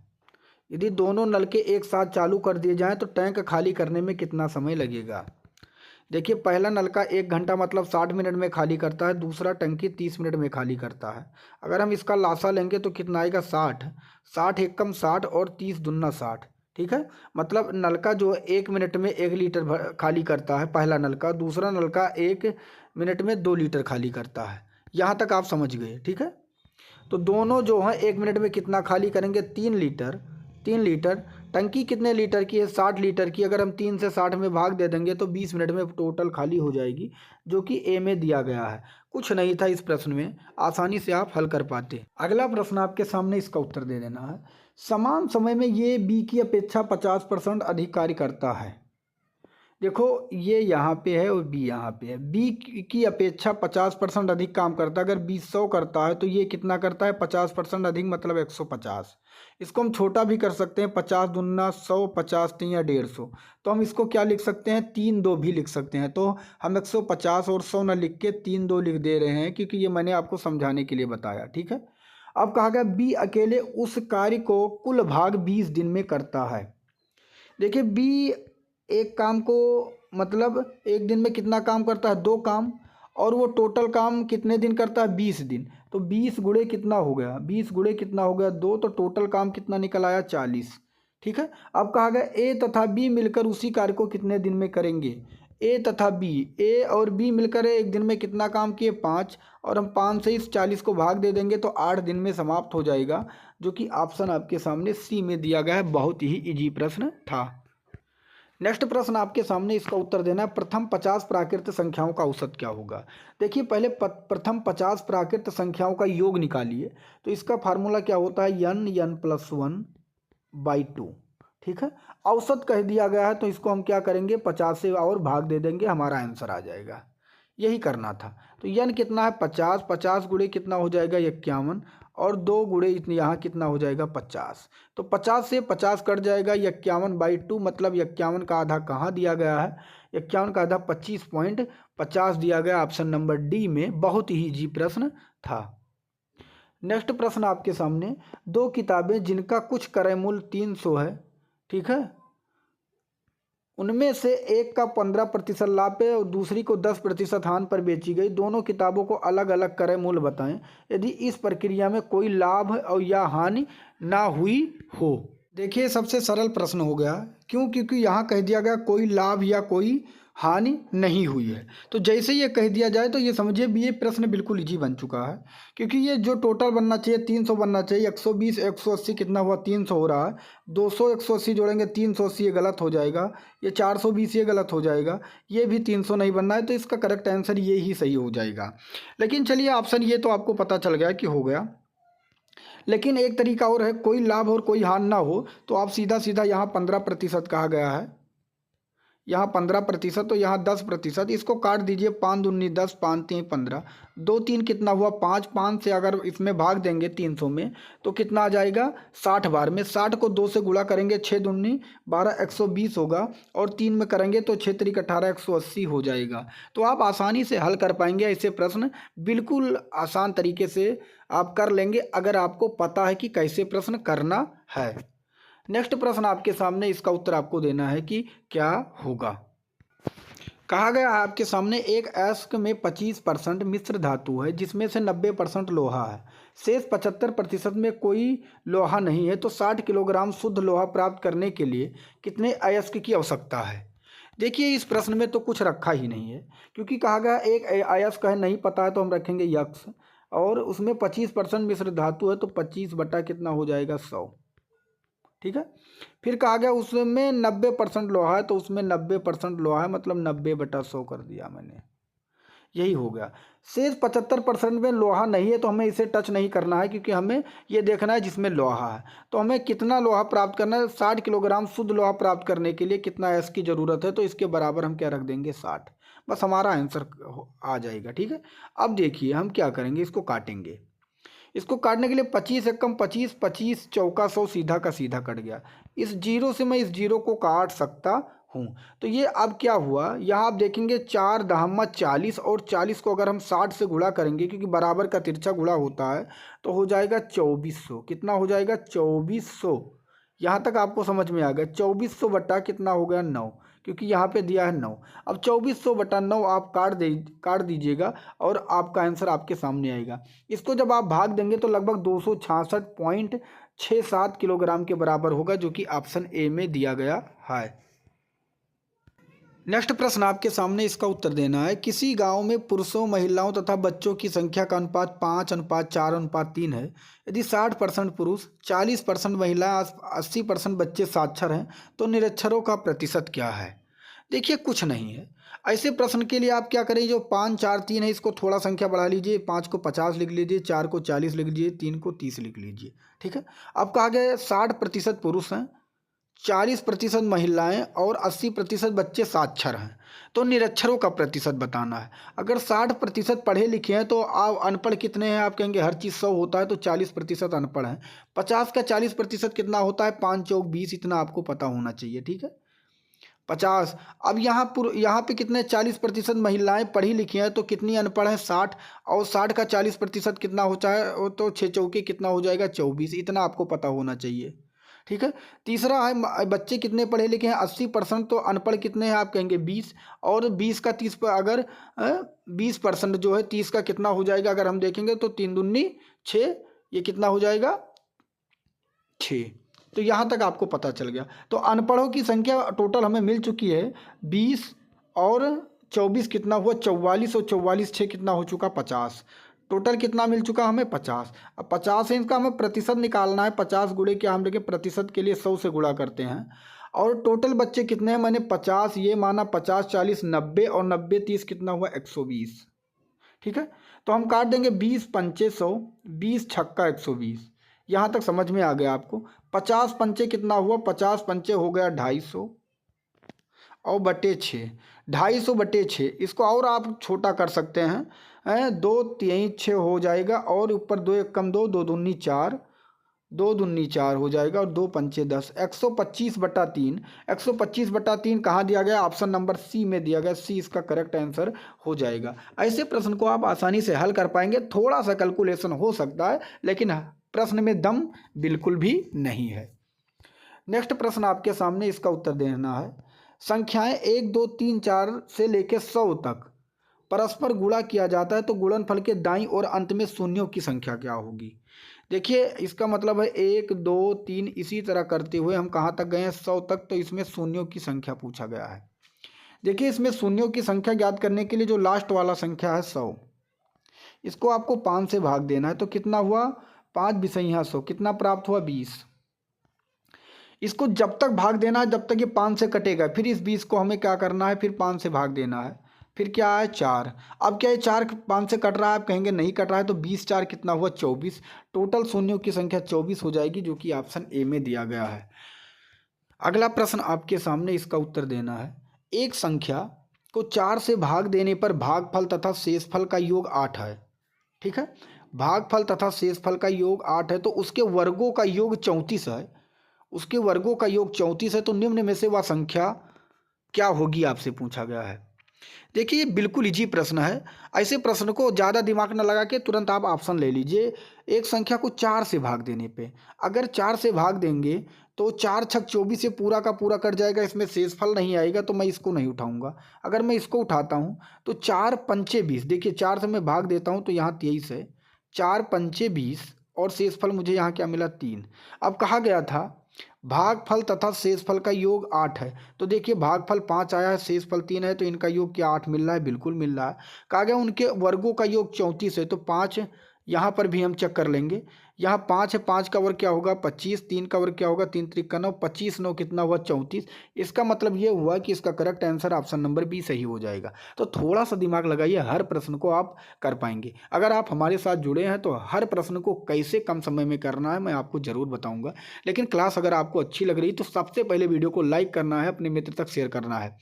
ये क्लास मैं बहुत मेहनत से बना रहा हूँ, इसमें कम से कम 50,000 लोग देखेंगे तभी दूसरी वीडियो आने वाली है, अन्यथा मैं नहीं लेकर आऊँगा। नेक्स्ट प्रश्न आपके सामने, इसका उत्तर आपको देना है कि क्या होगा। 3464 के पावर 78 का इकाई अंक क्या होगा। देखिए, इकाई अंक ज्ञात करने के लिए तो जो पावर है, इन पावर में आपको 4 से भाग देना है। अगर शेषफल 0 आया तो नीचे का जो यूनिट नंबर है इकाई अंक, उसको हम 4 बार गुणा करेंगे। कितनी बार मल्टीप्लाई करेंगे 4 बार। अगर शेषफल 1 आया तो हम 1 बार मल्टीप्लाई करेंगे, 2 आया तो हम 2 बार मल्टीप्लाई करेंगे, 3 आया तो हम 3 बार मल्टीप्लाई करेंगे। ठीक है, तो हम चलिए चेक करते हैं। अगर हम 78 में 4 से भाग दे देते हैं तो 4 एक कम 4 हो जाएगा 3, और 4 9 36, शेषफल कितना आएगा 2। कि इसका शेषफल जब हम 4 से भाग देंगे तो इसमें शेषफल क्या आएगा 2, तो 2 आ गया। तो इस जो 4 इसमें यूनिक नंबर है, यूनिट नंबर है, इकाई नंबर है, इसको हम 2 बार गुणा करेंगे। 4 चौक कितना हुआ 16। इसमें इकाई अंक पूछा गया, तो इकाई अंक पीछे क्या है 6, 6 इसका करेक्ट आंसर हो जाएगा, जो कि बी में दिया गया है। नेक्स्ट प्रश्न है, इसका उत्तर देना है। प्रथम 14 प्राकृतिक संख्याओं के घनों का औसत क्या होगा। देखिए, इसका फार्मूला होता है n+1 का स्क्वायर बाई 4, इसी पे रख देना है, आपका आंसर आ जाएगा। ठीक है, मैं थोड़ा सा और बता दे रहा हूँ। n का मतलब 14, n+1 का मतलब हुआ 14 1 15। इसको कितनी बार लिखा है, पावर लिखा है, तो पावर मतलब 2 बार लिख देंगे, बाई 4। यही आपको कर देना, इसका आंसर आ जाएगा। तो इसको आप काट पीट के इसका आंसर आप चेक कर लीजिएगा क्या होने वाला है, क्योंकि इतना ईजी प्रश्न मैं बार बार नहीं बताऊँगा। नेक्स्ट प्रश्न आगे आपके सामने, यदि किसी समान के 2/3 के भाग का मूल्य 2200 रुपये है तो 3/11 भाग का मूल्य क्या होगा। देखिए, 2/3 भाग का मूल्य 2200 रुपये है। अगर आप इसको काटेंगे तो ऊपर कितनी बार में कट जाएगा 1100 में। ठीक है, बराबर का तिरछा क्या होता है गुणा, तो कितना आ गया 3300। ठीक है, फिर कहा गया है उसका 3/11 भाग मूल्य क्या होगा। 3/11, तो 3/11 हम कैसे करेंगे, इसका 3/11 हम ऐसे निकाल लेंगे। अगर हम इसको काटेंगे तो 11 तिया 33 होगा। ठीक है, और 3 त्रिका 900 प्राप्त हो जाएगा। ठीक है, इतना गुणा करके आप निकाल सकते हैं, तो 900 इसका करेक्ट आंसर हो जाएगा। ये है आज का लास्ट प्रश्न, और इसका उत्तर आपको कमेंट बॉक्स में देना है। पूरी वीडियो आपको ध्यान से देखना है, और नेक्स्ट जो हमारी क्लास आएगी उसमें इसका उत्तर आपको बता दिया जाएगा। तो मिलूंगा एक दूसरे नेक्स्ट वीडियो में, तब तक के लिए जय हिंद, जय भारत, वंदे मातरम।